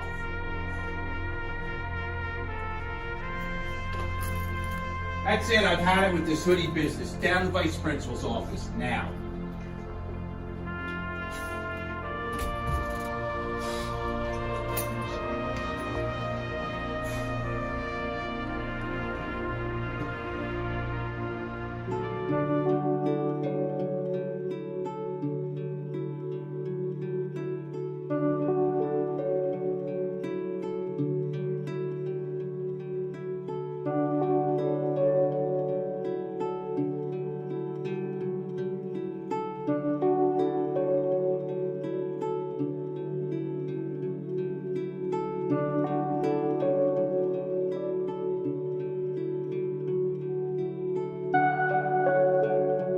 I can't believe I've been working on this homework for over an hour now. I only have to submit this last assignment and I'll finally be done. Who's messaging me? I don't know who this is, but I guess I'll just see what she wants and then I'll go to bed.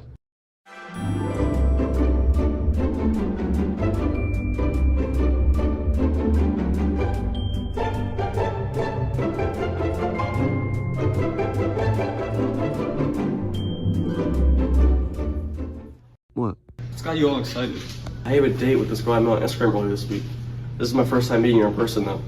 You just met this girl yesterday, and you're already going on a date with her? You're crazy, man. You gotta be careful. Whatever, man. You guys just may have a date tonight.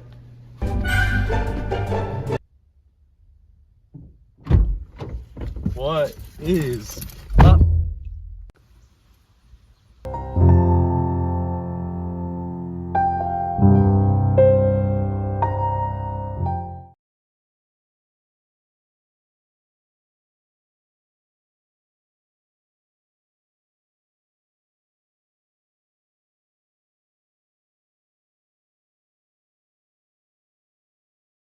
Is this seat taken? Yes, it is. Well, what about this one? This one's taken too. Well, what about this one? They're all taken. Well, where am I supposed to sit? Not with us. Go sit over there.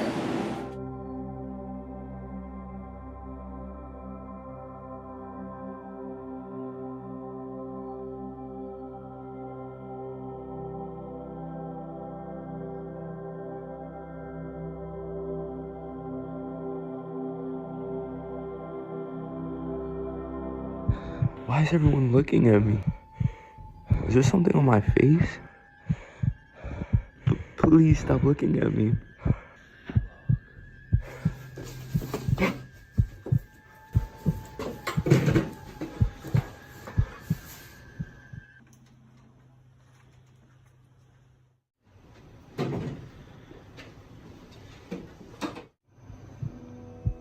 Your clothes are dirty. You're ugly.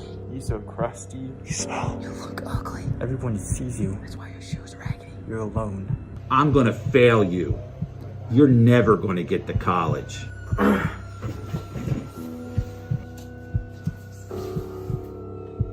It's all in your head. It's all in your head. It's all in your head.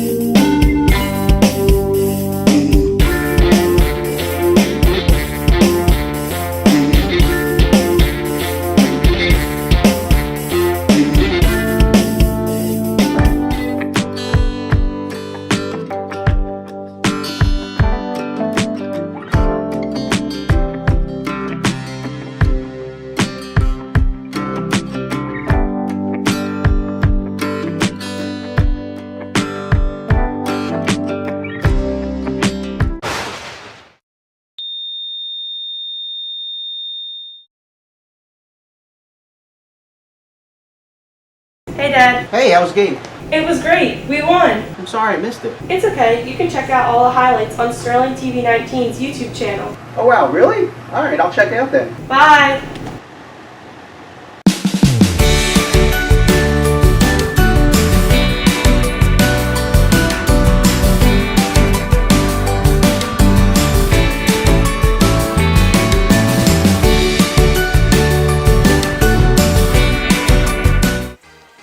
Did you see Johnny's shorts on Thursday? Oh my god, I know, it was disgusting. Wait, guys. What cup are you on, Riley? I think she's on her 12th. Well, here's 13. I don't think I can do it. No, you have to do it. No, you have to do it. Okay. All right, jump, Okay. jump, jump, jump, jump, jump, jump, jump, jump, jump, jump, jump, jump, jump, jump, jump, jump. Woo! Oh my God, Guys, you did it. I don't feel so good. You're fine. I don't feel so good. Is she okay? What are we gonna do now? We need to call for help. No, we're gonna get in trouble. We can't do that.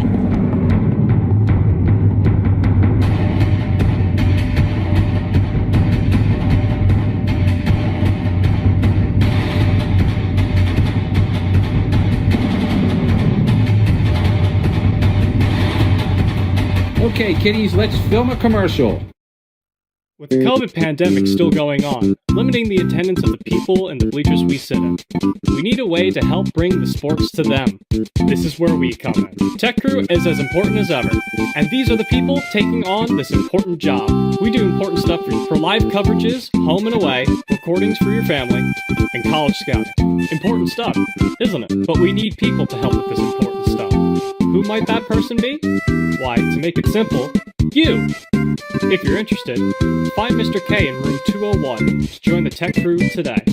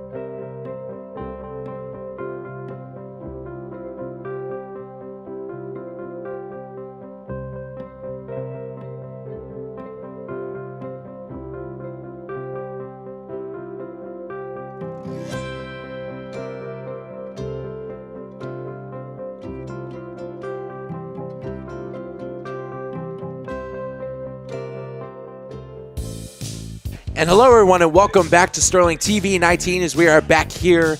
The sky has definitely went to pitch black and we are now in the Friday Night Lights mode of the game. So we're going to take a look at how Sterling has gotten their 20 points in this game. The first by a huge run going straight up the hole by Amari Key. Amari Key, huge burst of speed, a part of that senior backfield, him and Terrell Lewis absolutely cutting up the field and going in for the score. Next was an interception here by JoJo Carter, which was a very good play and a great job to know or to use his play recognition to make the smart play. Next was a blocked punt, blocked by Jace Ward, taken back to the crib. A great play by Ward to get that score for the Knights. We're going to take a look at how Haddon Township scored their touchdown. A controversial call, nevertheless a great throw to Haldywanger, where we thought up here it was a pick. Down there they said it was a touchdown, and that's how Haddon Township got their 6 points. But now we're alive here for some second half action between the Sterling Silver Knights and the Haddon Township Hawks. Such a fun game today, and I mean, just so excited for the second half action. I'm Daniel Leakin, joined by Kevin Chulas and Max Zubak in the booth. And I mean, guys, a really fun first half, really setting up for some great action here in the second half. What do you guys think is going to happen here, or what are you guys expecting from both of these teams? Well, the good thing is, coming off the heels of last week's game, last week they showed that they're a second half team. Nothing game, evenly matched game in the first half of last week's game, but really came on in the second half. So if they're able to do that today, coming out of the locker room, obviously they're going to come away with a big win. And I think there is definitely that pattern that you could see, but there's also a little bit of difference in the fact that there was nothing on the board going into that second half, whereas this time around they're up by 14, maybe a little bit more confidence going into it, and it's a matter of can they boost it higher, or are they going to kind of stay stationary and allow some things to slip.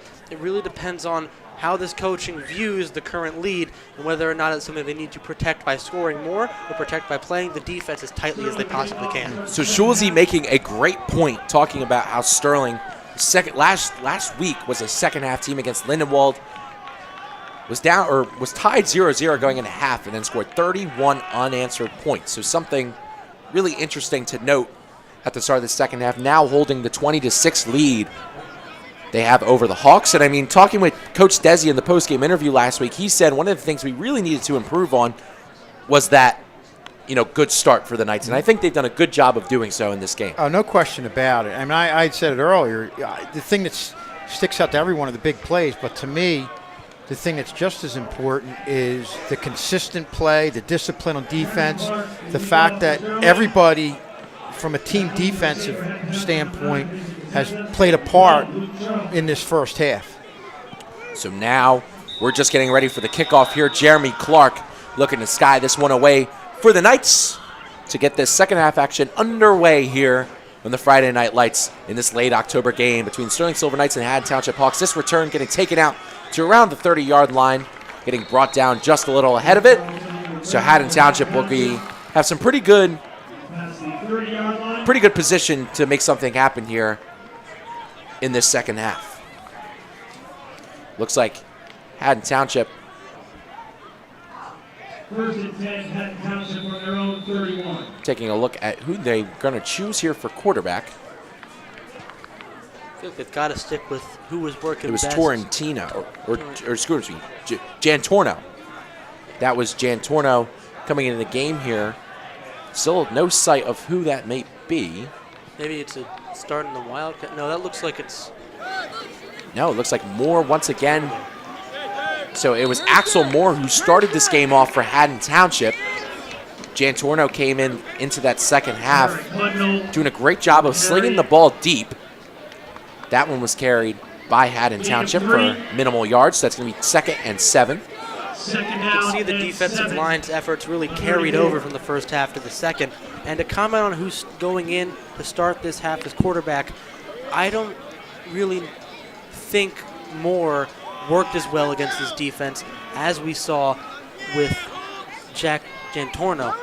So now Moore hands it off. A big run up the middle, tackled at around the 50-yard line, but a great play there by Derek Hundahl.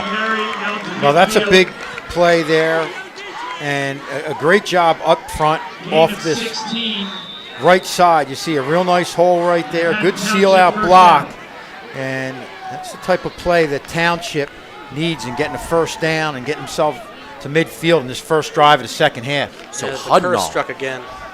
Did it again.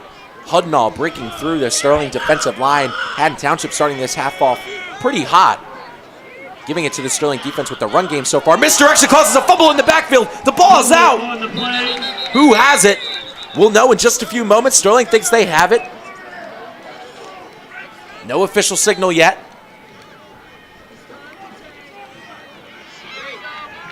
And possession is awarded to the Haddon Township Hawks. Nevertheless, a grave mistake after Sterling sent the pressure. And it brings up 2nd down and 12 here for the Hawks. The misdirection leads to miscommunication with the man in motion, leads to a fumble that they end up recovering after a rough bit of a dog pile there. Regardless, it's a mishap that we saw with the receivers and now with the people going in motion that were really steadily consistent in that first half. Something you want to look at. So Moore under center. Man in motion, looking for that pitch once again to Haltwanger. Haltwanger getting to that outside. Sterling blocking off the edge and tackled after minimal gain. So Haltwanger on the run. It brings up 3rd down and long here for Haddon Township. Yeah, this is a great view. You see Sterling getting a lot of bodies to the outside, and that's how you stop a runner like that. Just negate all the open space out there. And that's just an example of what we saw from Sterling from, again, the team defensive standpoint, especially on the outside. So Haltwanger getting a couple of yards for Haddon Township, only getting 4, but now 3rd and 8. Haddon Township going with more misdirection. A run up the middle, blown up by Rene Camacho. Rene Camacho trying to use his legs. Offensive line giving a big push. Haddon Township still going, no official whistle. Haddon Township bringing themselves all the way near to the first down. And just an impressive play there by Haddon Township and that big offensive line. Impressive strength from that offensive line mainly. I feel like the initial run got stuffed pretty quickly, but it's the effort of this line as we see here. The run goes not for much, but the line crowds around to really make that second effort, shove the guys through, and it looks like, well, it leads to a 4th and inches 4th and 1, still a great effort. It looks like they might be going for it here, which I think is the right call. Sure. 4th and 1, take those risks, especially when you're down 14. Try to get the ball, keep it in your possession. It'll work out in their favor. Go right up the gut, and they get the first they need. So they get the first down here at Haddon Township. Derek Haddon on the carry again for Haddon Township. Well, this is the first time I think we've seen Haddon Township in this game really start to get into an offensive rhythm. Been a lot of, making choices that are about the same. Some motions here that have been read, and they haven't gotten much going on. But now it seems they got to groove after the bit of time in the locker room, take a breather. It's been showing well as it shows again. So now the misdirection causes a break in the Sterling defense, and so far this defense has really been crumbling at the hands of Moore in the offense. Yet another first down here for the Hawks. They keep finding these gaps on the inside and now with motion, which obviously using it so much can kind of nullify the impact of the fake out that it gives. But because they've been giving it to the guy in motion so much, it's kind of like how play action works the best when you start running and then do it. That's kind of been the theme I'm seeing. They lead in in the middle because that's what they feel like, and it ends up being the man in motion on the outside that works out for them. So Haddon Township, ball at the 22, right outside of the red zone. Looking to capitalize here on this Sterling defense, who has let up a couple of yards to Moore in the run game so far. It seems that they found a hole, trying to make Sterling jump, getting it to the pitch on the outside. And it looks like Haddon quickly tackled. Well, they're using the motion man in a lot of different ways. In the previous play, obviously saw him hand the ball off to him in motion, and also that gives them a head start in getting to the hole. The backs don't have to hold their blocks along. Here you see the motion man just apply a little bit of a kick-out block. Well, he led the way there, but they're using that motion man in a lot of different ways in this drive, and by far Haddon Township's best drive of the night. So Haddon taken down physically. Looks like his head bounced off the turf. Definitely in some pain on the ground. A little bit of head contact, and it looks like the leg got wrapped up as well. And our next TV game will be Monday, October 28th. It'll be girls volleyball starting at 5 p.m. Sterling versus Hamilton, live on Channel 19 and live on YouTube.com/Sterling TV 19.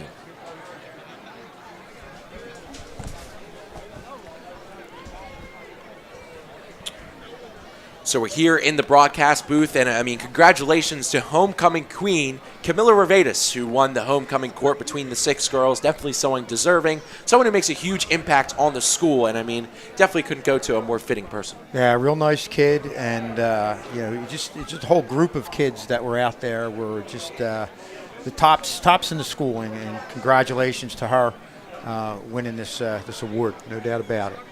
I know Cammie pretty well over the past few years I've been at this school. Definitely an award she deserves. Great person. And I'm excited to see where she goes from here. And it's a nice award that she deserves wholeheartedly from here. So Haddon still on the ground here for Haddon Township, taking a scary tackle. Haddon been the leading rusher in this game for the Hawks. Yeah, Sterling's got to come up with an answer right now. This is a case, I think, of that offensive line. Haddon Township just taken over, and Sterling's got to find an answer. You're the point now where you might want to shoot a gap, have some type of a stunt up front. You can follow us on Facebook at Sterling TV 19, where we'll have live updates of all the games, little things talking about the Castle, and some great news talking about some of the sports moments here at the Castle. So make sure you go follow us on Facebook at Sterling TV 19. So Haddon on his feet. Good to see him walking off on his own power. After taking a scary tackle. And guys, one thing we saw throughout that first half was Sterling getting penetration into the offensive backfield of Haddon Township. Really haven't seen that as much in this second half, and especially obviously in this first drive where Haddon Township's really established the ball control. So Haddon injury as he walks out under his own feet, so something great to see. So the injury timeout brings up a 2nd and 7 here for the Hawks on the Sterling 19-yard line. So the Hawks officially in the red zone here against these Silver Knights. 7 minutes to play in this third quarter. Haddon Township with a long drive. They've had the ball the entire time against the Sterling team. A little bit of misdirection. That one going shoot up the middle. Quickly read by Sterling. And Pund gets tackled quickly by Jaden Davis. And you saw some penetration into the backfield by Sears. Now, didn't necessarily make the play, but forced the back to divert it another way, slowed him up, and allowed other defenders to make a play. So you don't always actually make the tackle, but you could still have an impact in the play. And we definitely saw that with Eddie Sears on that play. It wasn't a huge impact, but the impact led to a third and kind of middle of the pack type deal at 3rd and 6th. It's something that they got to work with, and they won't be able to work with too well as we've seen in the past. So now Moore and the offense going for a 3rd and 6 here. One of the first times we've seen Moore in the shotgun in this third quarter. Moore going with a little bit of misdirection, looking to pass. Someone stepped through, but a low pass. And that ball goes incomplete. That one intended for Dockery. And that brings up 4th and 6 here for Haddon Township. Well, you're seeing Sterling pick up the aggressiveness. We talked about what Sears did and getting to the backfield, stuffing the one play or diverting the back. And there you see them get pressure on the quarterback, blowing up that play a little bit and really not giving Township an option there. It's kind of the difference between the two quarterbacks Township has between Moore and Jantorno. Jantorno, we had seen before, can evade that pressure, while Moore couldn't. Moore, 4th and 6 here for Haddon Township, going under center. A big stop here for Sterling would shift the momentum. Man in motion. Moore looking to pass, trying to look towards his flat. Pressure getting there, looking towards the flat. Still, that pass completed. And that gives them enough for the first down. Wow, that's a great play by Moore. And Sterling initially looked like they shut that play down, didn't allow Moore to get around the edge, giving him the option to run or pass. You see right here, good containment. We're here to get to the outside, but Moore threw a strike, and that's a big play right there to get them a first down, 1st and goal. So 1st and goal here for the Haddon Township as we look again at that great play by Moore. Moore getting ready to go under center here off screen. Gives that off to the man in motion, going for the touchdown, but cannot reach. That one was handed off to Dockery in motion. Brings up 2nd and goal. Now this is another instance of using the motion. They have this formation where they have two guys that can go in motion kind of angled in, and I feel like it's a telltale sign every time. They've been able to get either one in motion, both in motion. As you see here, 7's on an angle, he turns out for the block. In other cases, it'll be 3 who gets the ball, who does the same thing on the opposite side. It's been common in their playbook, I feel like. So Moore goes under center. Man in motion once again, gives it off to the running back instead. That one blown up quickly by the Sterling defensive line, brings up 3rd and goal. Pund with the run, Sterling with the stop. Something we love to mention on these broadcasts, the defensive line getting through the offensive line quickly and pretty steadily. Not much happens on the run, maybe a yard gain, but it isn't enough to keep this comeback ideology of getting more points on the board before the 4th comes, and they've used a lot of this time. If that's the goal, they've got to speed that up. So an injury timeout on the field. 4:18 remaining in the third quarter. As we hear PA announcer Rob Strauss announces 4:18 left in this third quarter. Sterling still with the 20-6 advantage. Sterling has not touched the ball yet in this third quarter. And you can follow us on Instagram at SterlingTV19, where we'll have pictures of our beautiful faces here at Tech Crew, a ton of the pep rally stuff, and also some funny pictures of us in the news class. Make sure you go follow us on Instagram at SterlingTV19. It's a pretty nice crowd here for a Friday. Friday Night Lights shining strong. Yeah, Kay got my song reference right there. Not the exact lyrics, but just the gist. And I have to think with 2 chances right here to get a score, Township is going to go with one thing that's really worked for them at times throughout this game. We saw them convert on the 4th and 6 is that semi-rollout and getting somebody open to the outside, gaining separation in a short area. And that's something that's worked for them. So look for that on 3rd, if not 3rd, 4th down. Another thing I feel like Haddon Township should be looking to call is something that doesn't involve motion. That could be something that throws them off more than seeing that motion's in the play, because obviously while motion has been working, if they see none of it, they go, well, okay, what's the thing here? Is it going to be a different type of motion? Or is it going to be just a pretty plain and simple play that they haven't been planning for in the latter half of this game thus far? So something to mention, Eddie Sears on the sideline getting his ankle taped. So Jake Churchill coming in the game here for the Silver Knights, him and Mason Boyd-Neal, two massive human beings going up the middle for Haddon Township. So something to note, maybe not trying to run straight up the middle. But now 3rd and 4, definitely the biggest play of the game so far. 4 minutes and 12 seconds left to play here in the 3rd quarter. Haddon Township controlling possession in this 3rd quarter. Sterling hasn't even touched the ball yet when it comes to the offense. So Haddon Township getting ready. They break the huddle more, looking to go under center. Definitely has to watch out for some motion. Churchill and Boyd-Neal in the middle. Motion to the outside, looking towards the end zone. That one picked off! That one's picked off by Ward. Ward cutting up the field. Ward going to the 30, getting to the 40, the 50, the 40 once again, and he's pushed out of it. He's still going. He is still going. Ward all the way to the touchdown! Jace Ward, are you kidding me? X Factor. Jace Ward, just what an insane play from Sterling. End zone to end zone. What a play by Ward. We've seen him all season doing stuff like this on both sides of the ball, and he does it again. I mean, if you take a look at this pressure on the quarterback there, great interception. I don't even think he realized he had the ball immediately, but he goes down, and as you see here late into the run, he almost gets shoved by this last guy to beat, and he tiptoes in, looking like a ballerina on the sideline. Gorgeous play. Great points scored on another stoppage by the defense and on special teams on this game. So 100-yard return. 100-yard return, exclamation point at the end of that. Jace Ward, again, X Factor. And some of these young defensive back schools have really just been the difference maker these past couple games. Yeah, he gets the pick and shows you why he's probably the quickest guy on the field. I mean, there were guys that had the angle of pursuit, but he just negated that with his speed and going 100 yards. Wow, what a play.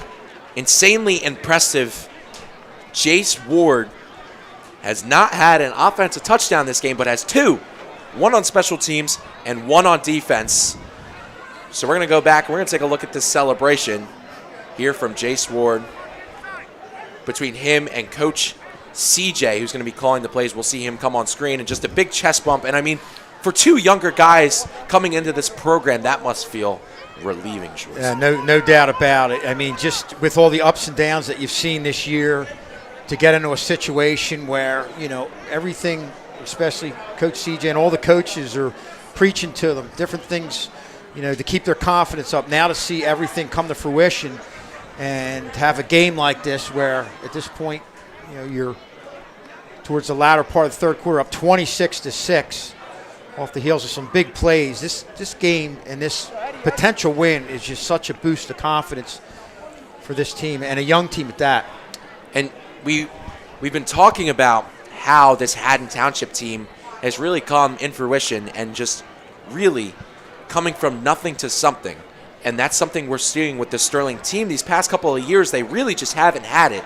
But now we're really starting to see them break through, you know, the plastic and have a really big game. And the other big win in this season, you know, obviously if this one holds up, but that Gloucester Catholic game was a big win. But you're definitely going against and beating up a higher caliber team. And I say beating up. I mean, Gloucester Catholic game went right to the end. Right now, Sterling's really taking it to Haddon Township.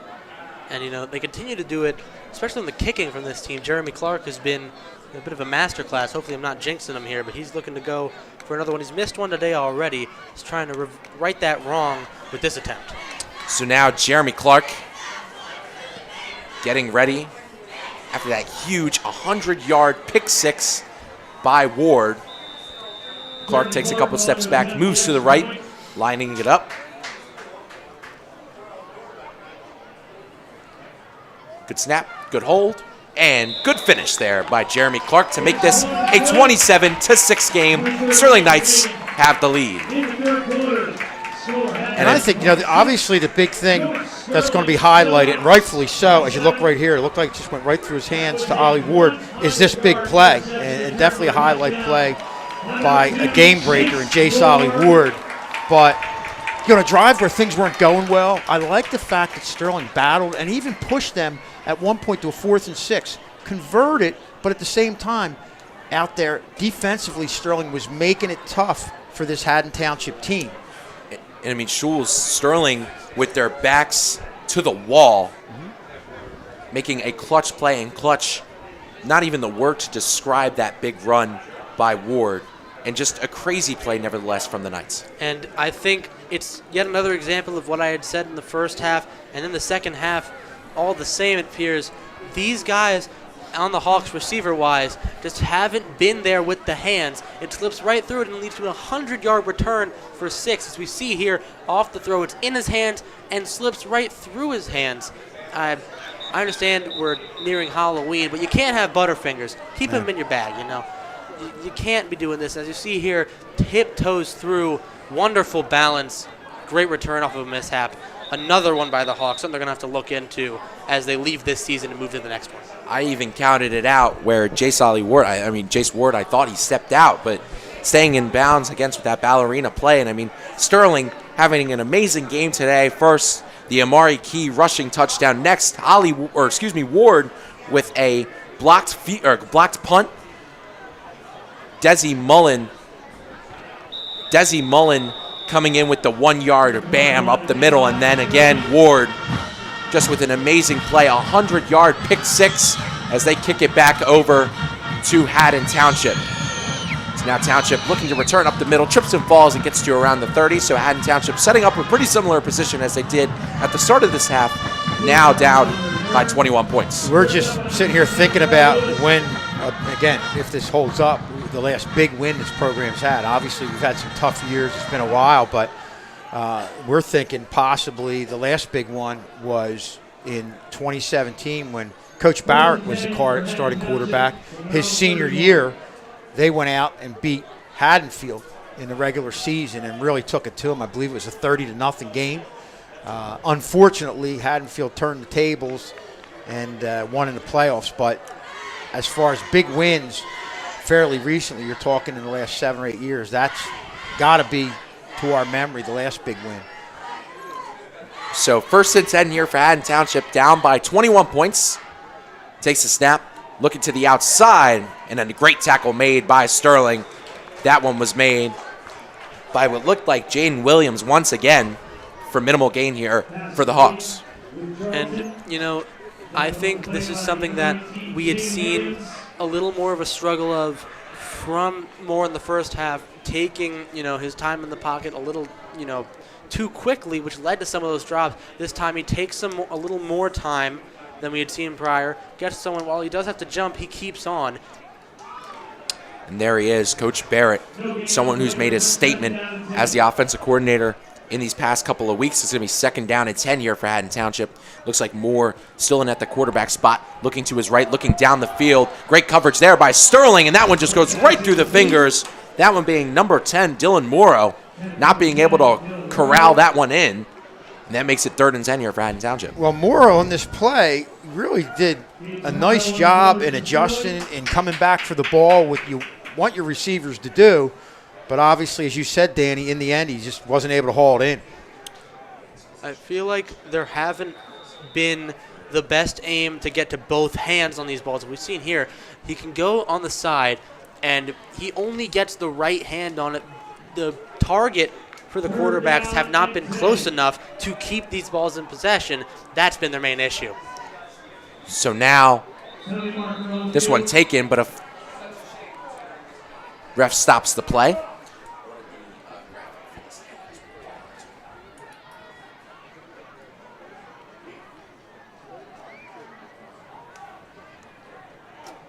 It's like that one is on Sterling, as we're going to take a quick look at the standings for a reminder of really just how big this game was for both teams. Haddon Township at the top there, 4-1 in the division, 5-1 overall. And if you look down the screen, Sterling at 5th place, 3-4 in the division, 3-5 overall. just to put an exclamation point on how big of a game this is for Sterling to be leading by this much against such a talented team like Haddon Township. So now we're approaching 3rd and 5 here, more at the quarterback spot. He's under center. He drops back, looking deep, fires through the middle. That one caught, but blown up by Jermaine Stewart.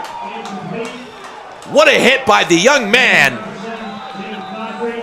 Well, that's the second time this game we've seen Jermaine Stewart separate the receiver from the ball in what initially looked like was going to be a catch. What a big hit there by Jermaine Stewart. The last time I've seen aggression like that on the field was watching Brian Dawkins. I mean, he really leads with the helmet. It was so much force on that stop. Incredible play by Stewart. But Dockery down in some pain after that big hit by Stewart. I'm going to make sure he's okay, but nevertheless, what an amazing play there by Stewart. Ever since he's approached back into this lineup for Sterling, he's really, again, just been such a great player. We harped on it a lot last game, 2 interceptions for the kid. Now, doing a great job on the physical side of the game. Jermaine Stewart, impact player. Yeah, we've seen him break plays up, great in pass coverage, obviously hitting. And also, we talked about last week a lot of times coming up, almost like that extra linebacker from the safety position. So he can really do it defensively in a lot of different ways. So 4th and 5 approaching the Hawks after that incompletion. Looks like they're ready to punt this one away. 4th down and 5 for Haddon Township.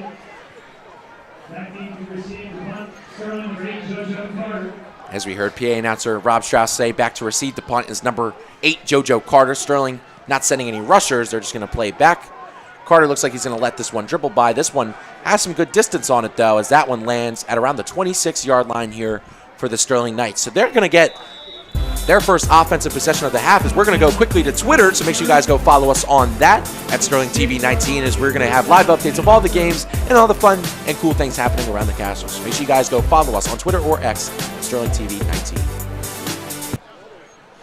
So this is the first time Sterling has touched the ball on offense in this second half so far, with 2 minutes and 22 seconds left in this third quarter. And Schulz, Haddon Township was playing great conservative offense, moving the ball down the field with great pace, really extending the game, and then the crucial giveaway. Right, and that was, you had the giveaway, and then Sterling comes right back and forces them to punt. It just tells you just how much of a solid effort this has been as we're getting towards the end of the third quarter. So it looks like a timeout is called by the Knights, their first of the half. And I mean, just such a crazy fun game in these Friday Night Lights. I'm Daniel Leakin, joined by Kevin Schulz and Max Zubak as we take a look at that Jermaine Stewart hit. And just what a fun atmospherical game this has been. I mean, the last game at home for the Knights here before they go to Buna to face them on Wednesday, the day before Halloween. And I mean, just what an atmosphere tonight this has been at the Castle. It really has, and you can tell the team is feeding into what's happening here, from the fans, the enthusiasm. And I like the fact that you're looking at a team that's playing physical. We're talking about those big hits.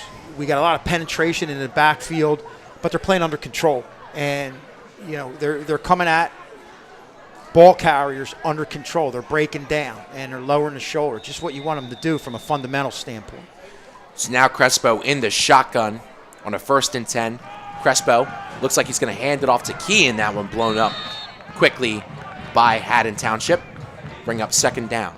Well, we saw Haddon Township, obviously, in a different position than Sterling, but they established that ball control offense, had the ball for most of the third quarter as we're getting to the end of the third quarter. But right now you want to see Sterling play with the lead, maybe go to the run a little bit more, and establish their own ball control offense to just kind of move this game along and close this one out.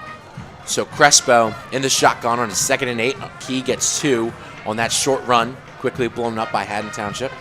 Crespo gets the snap. Looks like he's going to hand it off to Key. Key cutting up the field.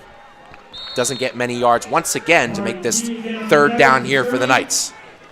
Now, I'd think that this is a good way to kind of take the time out of the third quarter. You got such a huge lead of 21 points. Might as well start chewing out this clock now, moving to the fourth quarter with possession. You have a 3rd and 3. You've been playing it well with Key, who has been such a, no pun intended, key and pivotal player for this offense thus far. You got to keep using him because he's obviously still giving you great results. So 3rd and 3 here for Sterling. Trying to get a first down here, trying to chew some clock off as this third quarter comes to a close. Crespo in the shotgun. Has Key next to him, and someone jumped off sides there. Or excuse me, someone jumped. Bit of a false start. That one's going to be called on Danny Capobianco, the right tackle. So that brings them back to a 3rd and 8 here for the Knights. Well, a tough one there, and that's something you've really seen few and far between from Sterling, where you've had a lot of 3rd and 3s, 3rd and 4, 3rd and 5, 3rd and manageable. And, most games when you get yourselves in that situation, you're going to come out on top. Now, this one with the penalty pushes it back to a 3rd and 9. A little bit of a hiccup along the way, but for the most part, Sterling's been pretty good in giving themselves manageable 3rd downs. So this is one of their first big 3rd and longs, as Schultz just mentioned. Sterling doing a good job during this game to give themselves manageable 3rd downs. This one has a little bit of distance to it. Crespo in the shotgun.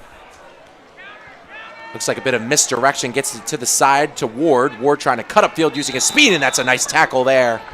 That one by number 12, Luke Carlton. Now, that's the second real nice play we've seen by Carlton out in the open field against Ollie Ward. A tough guy, obviously, to bring down when he's threatening to get in some space with his speed.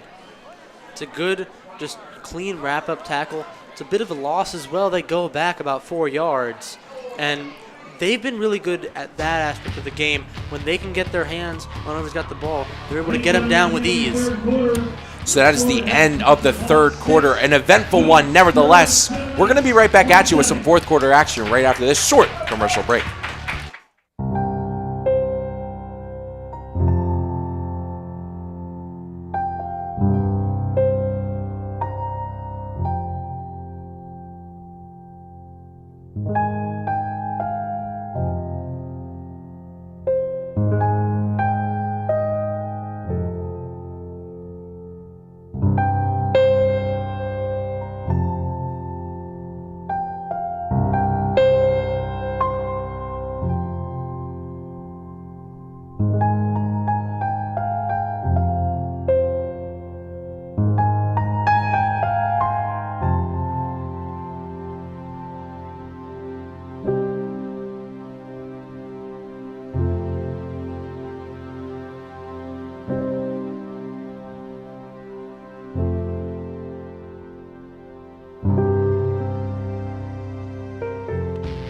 So we're back here at Sterling TV 19 as we look at this pick six by Jace Ward, his second touchdown of the game.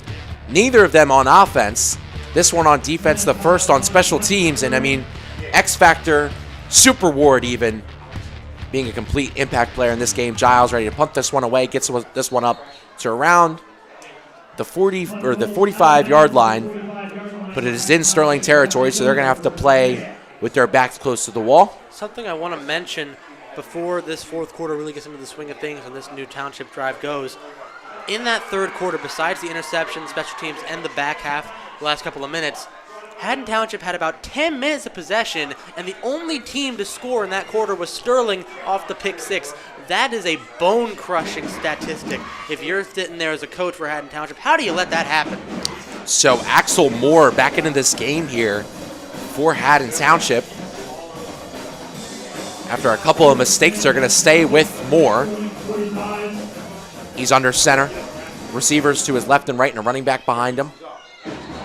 Whistle blows. Looks like a timeout called on Haddon Township. So the band playing the alligator with the cheerleaders on the side here. Vibes are high here at the Castle for their last home game of the year.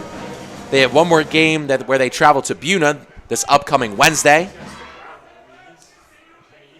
I mean, just such a cool environment right now at the Castle. And I mean, Max, having this environment as a team, definitely benefits the team. Oh, for sure. I am making it rain in the booth as we speak. Having a great time listening to this. One of my favorite traditions, newly added from the band. Newly added. Well, Max, where have you been? I've been in my room. The alligator we have done probably ever since Mr. Young has gotten here. I hadn't seen it. Well, that's on you. As a 4-year pep band member, I can tell you we've done the alligator since Mr. Young has gotten My here. apologies, I had never seen the alligator. But the spirits have never been this high in recent years. But I can note we didn't normally do it with other cheerleaders and stuff like that. So that's been something that's cool this that is the we've biggest added. mosh pit we've gotten for it. So now a little bit of misdirection. This one going back. Now running to the outside, quickly approaching is Ward, and Ward with the big tackle. Shooting in from the secondary, Super Ward says, no way, Jose, for a big tackle for loss. Super Ward with a great block, then a great interception in the second half, and now in the fourth quarter, great tackles for losses. What can't this guy do? He's really an all-around player on both sides, and it's something that I love to see. Great effort from him throughout this game. He's got to be this team's MVP. So 2nd down and 16 here after Ward gets a huge tackle for loss. Just a human highlight reel at the moment. So 2nd and 16 here for Haddon Township. They're looking to get something going here with limited time. Moore looking to go under center once again. He drops back, pressure in his face. Eddie Sears approaching, someone screaming from the outside, and he's sacked in the backfield. Rene Camacho in the mix, along with a couple other Sterling players to get that sack, and now Haddon Township faced with 3rd down. First sack for Sterling, when they really should have a few, I feel like, throughout this game. They've had really good penetration through the line, and that's a great wrap-up to really stop this drive in its tracks, to get your offense back on the field as soon as you can. It's now 3rd and 19. Not much you can do from that positioning. It's hard to manage. It's one of the hardest positions, having a 3rd and long that deep, back behind the line of scrimmage you started with. Especially this early in the fourth, you give Sterling a ton of time. If you lose it here, you've got to go desperation. So 3rd down and 19, Moore under center. Does a sweep to the outside. Sterling, no one to be found. So getting some good field is Haddon Township. That was a nice run there by Pun, which brings up 4th down and a little long. It's a great play call there. No one really expects to go for the run, and it was a nice outside the edge run that catches the whole defense off guard. While it was a good idea to really plant yourself ready for something deeper in the zone, they realized that's what you were going to do. They took the runs and the motions they've been doing all game. They applied it to a position that it would deceive like it needs to throughout the game, where it just hasn't, and then it leads to huge plays like this, which is really the stuff they've needed all game. So 4th and 8 here for Haddon Township. Going for it here early in this fourth quarter. Moore under center once again. Drops back, gets some pressure from the outside. He is hit as he throws. Sterling falls on top of it. Nevertheless, Sterling getting possession, setting pressure out on the outside, and Sterling is going to get the turnover on downs. Yeah, I was going to say, fumble or not, it's Sterling's ball, and they've got, really solid field position around their own 45 to midfield range. And I think in the swing of things Crespo's been in with this team, they're going to do a great job at this field position.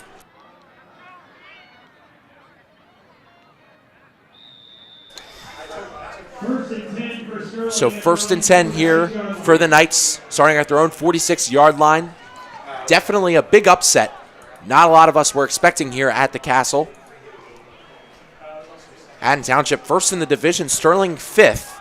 It's gone through a lot of adversity this year, Coach Wiggins and company, but man, they have made a statement tonight as Crespo takes this one from the center, gives it off to his running back to his side, gets some good yards there. Amari Key on the carry, had the big 65-yard touchdown earlier in this game for the first score of the game. Having an amazing night himself. Him and Terrell Lewis doing a great job in that backfield. And now it is 2nd and 7 here for the Knights. He's such a nimble runner as well. I love what I've seen from him throughout this game. I really do believe he's been a star for this team throughout this late run of their season. So now 2nd and 7 here for the Knights. Crespo in the shotgun. Has receivers to his left and right, gives it off to his running back, Key. Key finds a hole up the middle, gets some good room, and that gives him a first down here for the Silver Knights. And Danny has the job. Danny's going to be talking to our players of the game. I'm going to throw it to you guys to make the difficult pick of who do you pick? So I think I already kind of have it in my head. I know a couple of the main guys, but man, you could pull out just about anybody. Yeah, I think we got to get Ward. Yep. We have to get Key. I think we get either Stewart or Crespo, and I think we got to get one of these offensive linemen because you see a lot of these holes open up, and I mean just such an impressive game, not just this game but last game as well for the line. So I think we'll take senior tackle John Crawford for our interview as well. Very good. So Crespo hands it off once again. Hole kind of opens up almost a little too early, and Key runs into the back of a couple of linemen. Max, anybody else can you think of? I wasn't going to say anybody player-wise. I think you covered every one of the players, but I think you got to get the new coordinator Barrett out there. So there you go. He's doing a great job, and I think he's someone that you really need to dig into the mind of how he's been calling these plays, how he's been feeling these first couple of weeks, because he's had an impressive start to his career here as an offensive coordinator. Picking the brains of a lot of these coaches is one of the more fun things to do, and I think, a raw coach getting put in this scenario, that's definitely a great recommendation for Max there. Already thinking of a mind with a young reporter right there, Max. It's a good job. So 2nd and 7 here for the Knights. 7 minutes and counting left in this fourth quarter. Crespo ready in the shotgun. Has Key next to him and a receiver to his left and right. Kind of in a little bit of a bunch formation, it seems. Crespo waiting. Gets ready. Gets the snap. Hands it off to Key. Hole opens up, and Key bursting through the outside. Key has some room, and that's going to be yet another touchdown for the Knights. It's Amari Key's second of the game. Amari Key with the keys to the city in this game. So many great plays. 2 touchdowns off of runs like that, and the first and now the fourth. What an impact from this guy. As now it's 33-6. Could be 34 for Clark. Let's take a look here. Crespo gets the snap right to Key, and pretty much immediately he gets a bit of a cutback through here. And just amazing pinpoint blocking from the Knights there. Absolutely sensational from that offensive line to create that hole for Key. A guy like Amari Key is a lineman's best friend because you don't have to hold your blocks that long, and he really accelerates as he gets through that hole. And Clark sends it through the uprights to make this 34-6. It's Coach Barrett's second consecutive 30-point performance. And I mean, what a job he has done for Sterling in these games. And I know people went to this game like, yeah, we scored 30, but Lindenwold wasn't really super top-tier competition in this division. Now you've got the Hawks who are really good, and now you put up 30 on them, and you've still got plenty of time to score with about half of this quarter left, a little over seconds-wise. It's been insanely impressive. He's already broken his threshold. Now he stopped at 31 before, now it's 34-6. How do you stop this offense? So big credit to the coaching staff on all sides of the ball. Sterling in these past 2 games has had a 65-6 scoring deficit over their opponent. And I think that's been one of the most impressive things to watch a team develop through the season, where there were games where it looked like they didn't have any shot to come in to this big homecoming game against Haddon Township and really just lay the hammer. Guys, I think back to that Eustis game initially where there was a lot of undisciplined play. There were penalties, turnovers. And the big thing we talked about, and the big change I'm seeing, and obviously we're talking about the offensive side right now, and we're talking about the line up front. You see the kick-out blocks right there, the pulling of the guard, and just really impressive what they're able to do up front. But again, I'll go back to the defensive side of the ball. The job they do fundamentally in tackling, going at the ball carriers, being under control, and still lowering the shoulder. Just a great job fundamentally. To me, that's one of the ways this team has really matured from game 1 till now. So now the kick coming in here from Clark. He gets ready to kick this one off for the Knights. He's going to send this. Gets it to around the 25. This one bobbled in the backfield. Sterling trying to get back there as quick as they can. Good coverage on this kick. And a nice tackle there by Rene Camacho. And I mean, this was a cool celebration. I told Kay to bring up the two guys that have been impact players in this game between Ward and Key. Both with 2 touchdowns on the Knights. Keys, both or 2 offensive touchdowns. Ward with a special teams touchdown and a defensive touchdown. So what a night from those 2 guys. Just a really cool chest bump moment. First and 10 for Haddon Township inside their own 10. So the last time Sterling has scored 34 or more was in 2021 against Florence. We are now in the 2024 season. And I mean, just watching this program go from 0 to nothing, and again, almost like the Haddon Township program, really 0 to nothing, or 0 to something, has been extraordinary. Moore at the quarterback spot once again. Fakes the handoff, gets it off to the outside, and a nice tackle there by Sterling. Flag on the play. You mean to say 0 to hero. 0 to hero, like. yeah. Yeah, you were kind of mixing a couple of things. But regardless, I got the sentiment. Yeah. And I definitely hear you. Both of these programs, very similar stories, only this time around, Sterling has the upper hand against a team that really looked better going into it in Haddon Township, just a lot more complete, put together. But Sterling played smash mouth football throughout this game and really ran up the field, and it's worked in their favor. 34 points with plenty of time to go and keep piling on. So flags on the field. The other thing I look at is the fact that when you've got the team that came in with the better record, obviously had a bad first half, down 20-6, comes out in the second half and just controls the ball, methodically moves it downfield to be able to come up with a play and ultimately survive that. A lot of times the team with the better record comes back in that game in the second half, but Sterling just, again, did a great job holding them off. So offsetting penalties for both of these teams here. We're going to take a look at that run play once again. There was a little bit of, I'd say, extracurricular at the end of that play. I think there was a hold from 76 Avery Bush. But definitely a little bit unsportsmanlike as well. So take another look at it from our beautiful drone angle here at Sterling. Really good job to steal the edge by the Knights to really prevent any big run. Other than throws the football at Camacho's head. Davis gets in, gives him a little piece of his mind after that.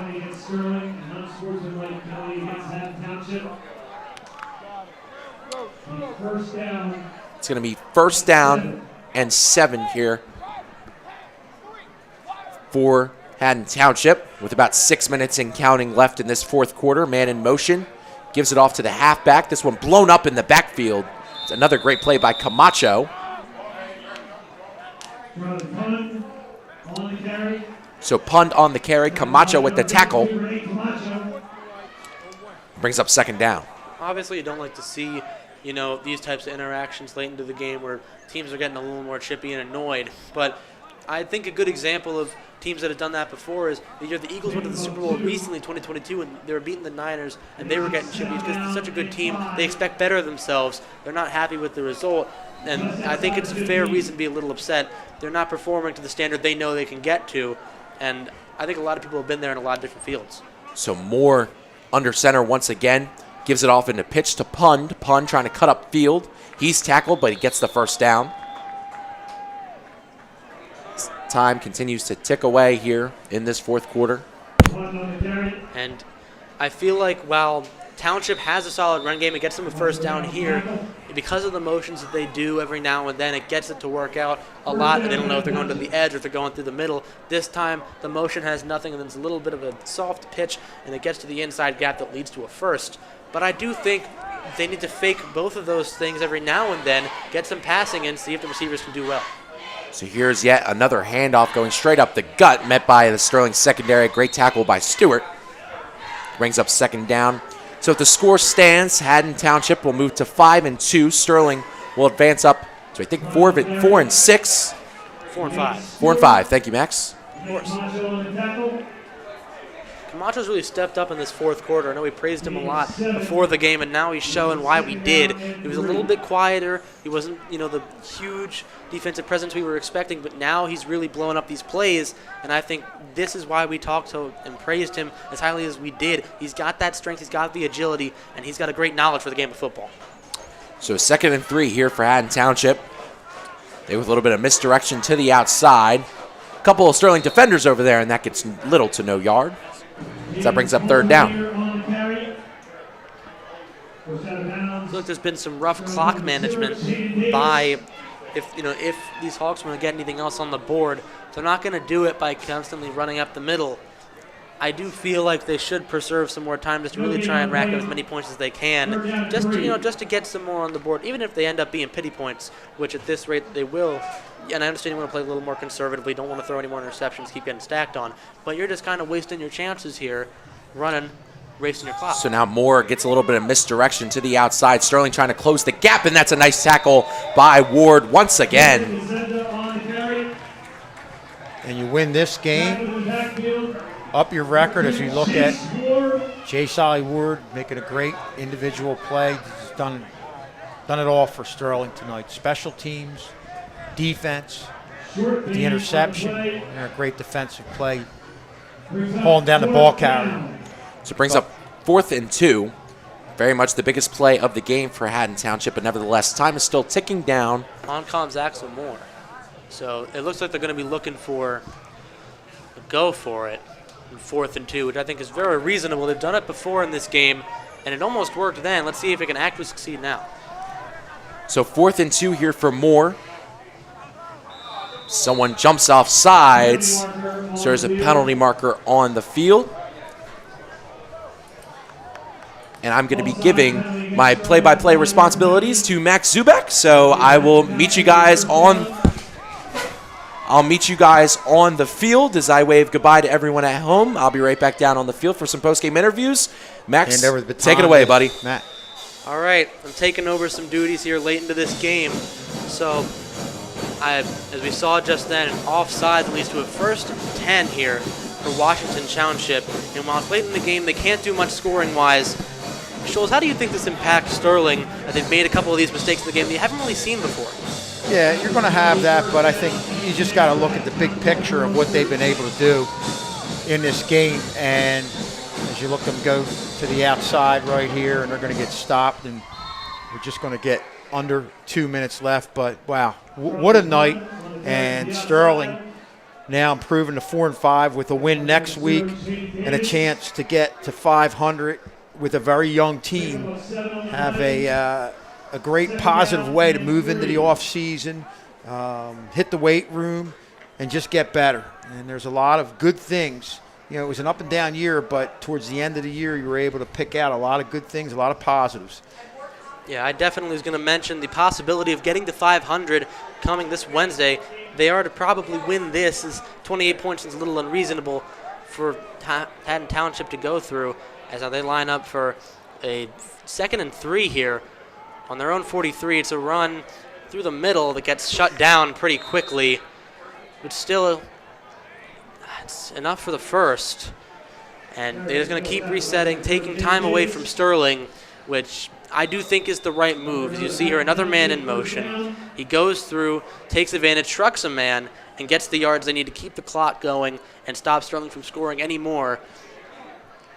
I do think it's the right call. Yeah. And you've got about a minute left here, but my goodness, Max, what a solid, consistent effort that you've seen from Sterling. Easily their best game of the entire year as you look at Coach Wiggins, and he's just got to be thrilled with what his team's been able to do. I know talking to coaches, they had a real solid week in practice. Yeah, I mean, practice does make perfect, and it's definitely shown here. Another man in motion. They'll go outside. Good gain here. Gets them to 45 on Sterling's side now. Be a little short. Going to be about 2nd and 2 there. As we see here, another showcase of how motion has been great for this Hawks offense. And again, Sterling's seeing now, as we're going to just walk this game off, how a solid week in practice adds up to a solid effort on Friday night. Yeah, and we see a great example of it here. So, it's a lot of great players from Jace Ward, some stuff from Key, and I think that they've done a great job of stopping Haddon Township from getting anything done. They move to 4-5, a possibility of getting 500 on the year, as we leave you here at the Castle with a score of 34 to Sterling, 6 Township. Post game to come with our greatest, the voice of Sterling, Danny Leakin. Have a great night, and as always, we'll be at back at the post-game show. Do not go anywhere. We'll be back there.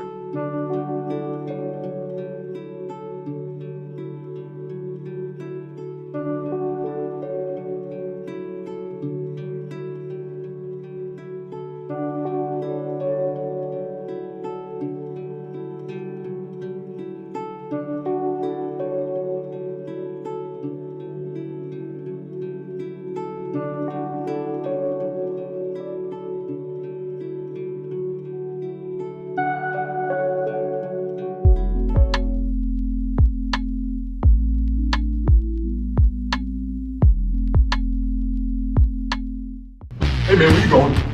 Yo, what the heck, bro? What the heck? Yo, man, chill.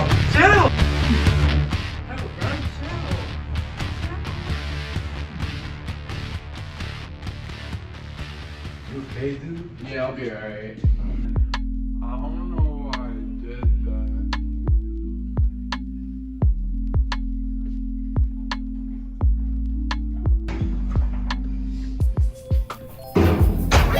Sorry for pushing you around, man. That was really messed up. It's alright, bro. Just don't do it again.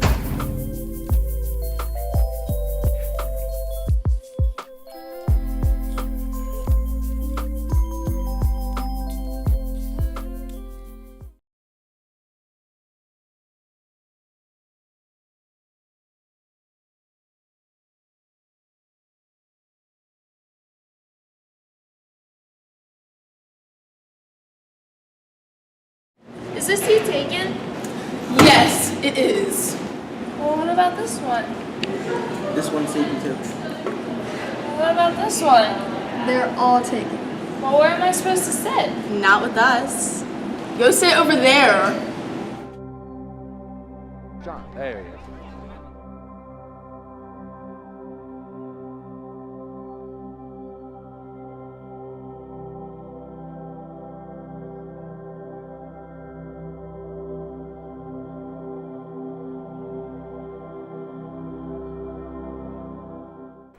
Hello everyone, I'm back on the turf here for the last home game for the Silver Knights as they get the victory over the Haddon Township Hawks 34-6. And first, Jace Ward, you didn't do a lot on the offensive side of the ball, but everywhere else, you were everywhere. How did this win feel for you guys in the team?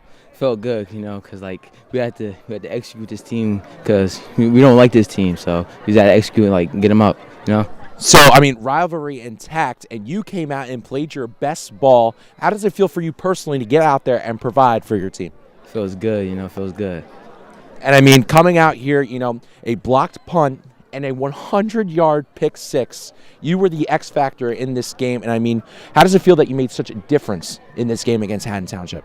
Felt good because, we came out nice and hard, and then we had to finish out in the last half, And Dez, the last time I talked to him, said that he wanted to come out strong and start out strong. You guys did just that. What did you guys work on in practice to help execute that? Just better listening, It's better listening. Better discipline. I appreciate you coming on. Great game. So next, I'm going to have Jermaine Stewart, someone who we didn't see a lot on the stat sheet really, but really laid the boom in a couple of tackles. And you may have not had that interception factor, but as an impact player, how did it feel to watch your team get the win? It felt amazing. We've been wanting this. I had a feeling we were going to win, and we did. And all odds against you, and you guys came out and played your best ball. How does it feel to really not prove the haters wrong, but almost that, and tell everyone, hey, we're legit too? It's great. It's great. We needed to prove ourselves this whole season, and we finally did it, and it's just amazing. And you started the season injured, and coming back into this, you've gotten 2 straight post games from me showing that you're that impact player. How does it feel for you to get back on the field for you and, be an impact player for your team? I'm really happy I can help out the team. I've been wanting to do this the whole time I was out, and I'm glad they can use me in a way that I can help. I appreciate you coming on for the second week in a row. Great luck. Yeah, man. And next, it's going to be Amari Keene. Now, Amari, this is a sport where we really wouldn't think we'd see you here as the water comes over. Oh my.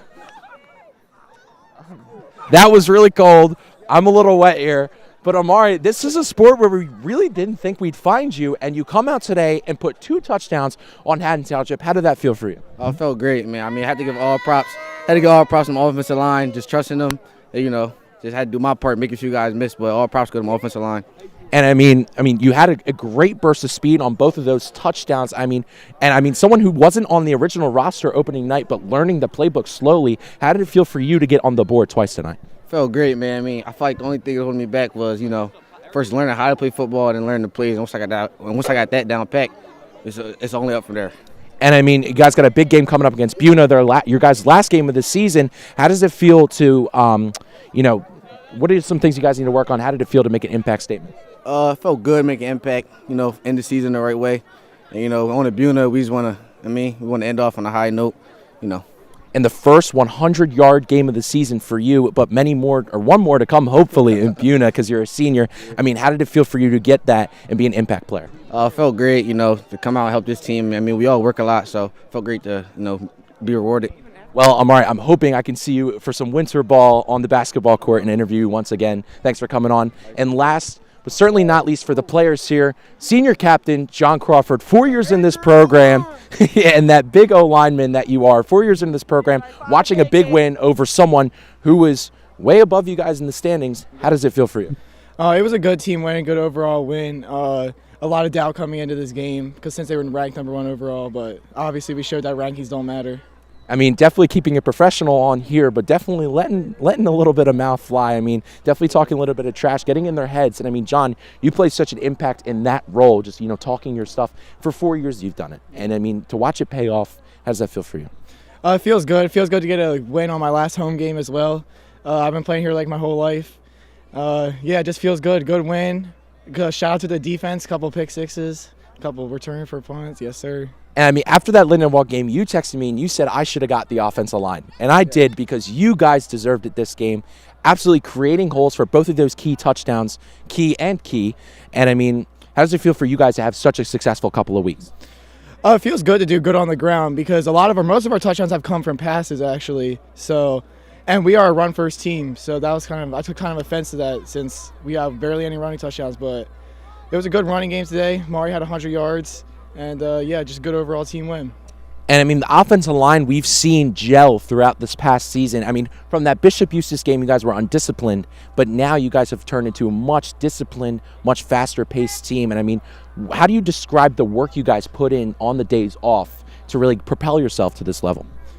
Yeah, Coach Desi, he has his head in the sled every day. He also likes to work with people. Like, he'll work with you just to make sure that you can get it down. So he does a lot of special things. Like, he's a special coach. He gets to know all his players personally, so he also helps us a lot in our progression. I appreciate you coming on, John. And, I mean, if Coach Des would like to come on for a post-game interview, you can. I would love to have the offensive line coach himself, Coach Des, to come on the interview here.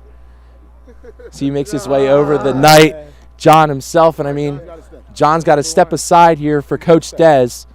And, I mean, you guys come out with a big win against Haddon Township. You've been a coach here for as long as I can remember. And this big rivalry win after these past slopish seasons, how does it feel for you to come out on top?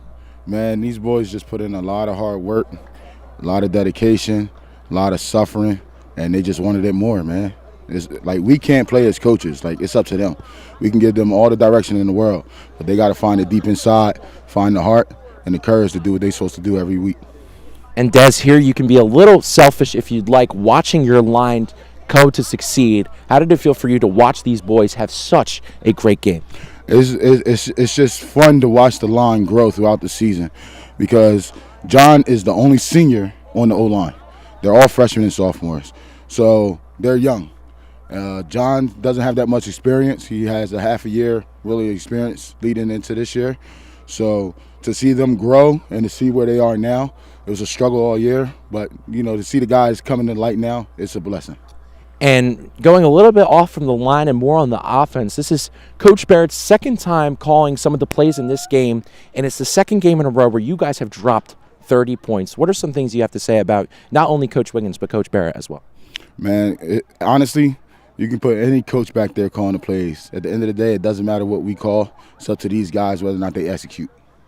I mean, you guys go celebrate. I appreciate you guys coming on here today. Sterling picks up the win over the Haddon Township Hawks, 34-6. This is Danny saying goodbye for my last home game and our last football game here at the Castle. Saying so long to everyone. Thanks for everyone's help. And as always, go Knights.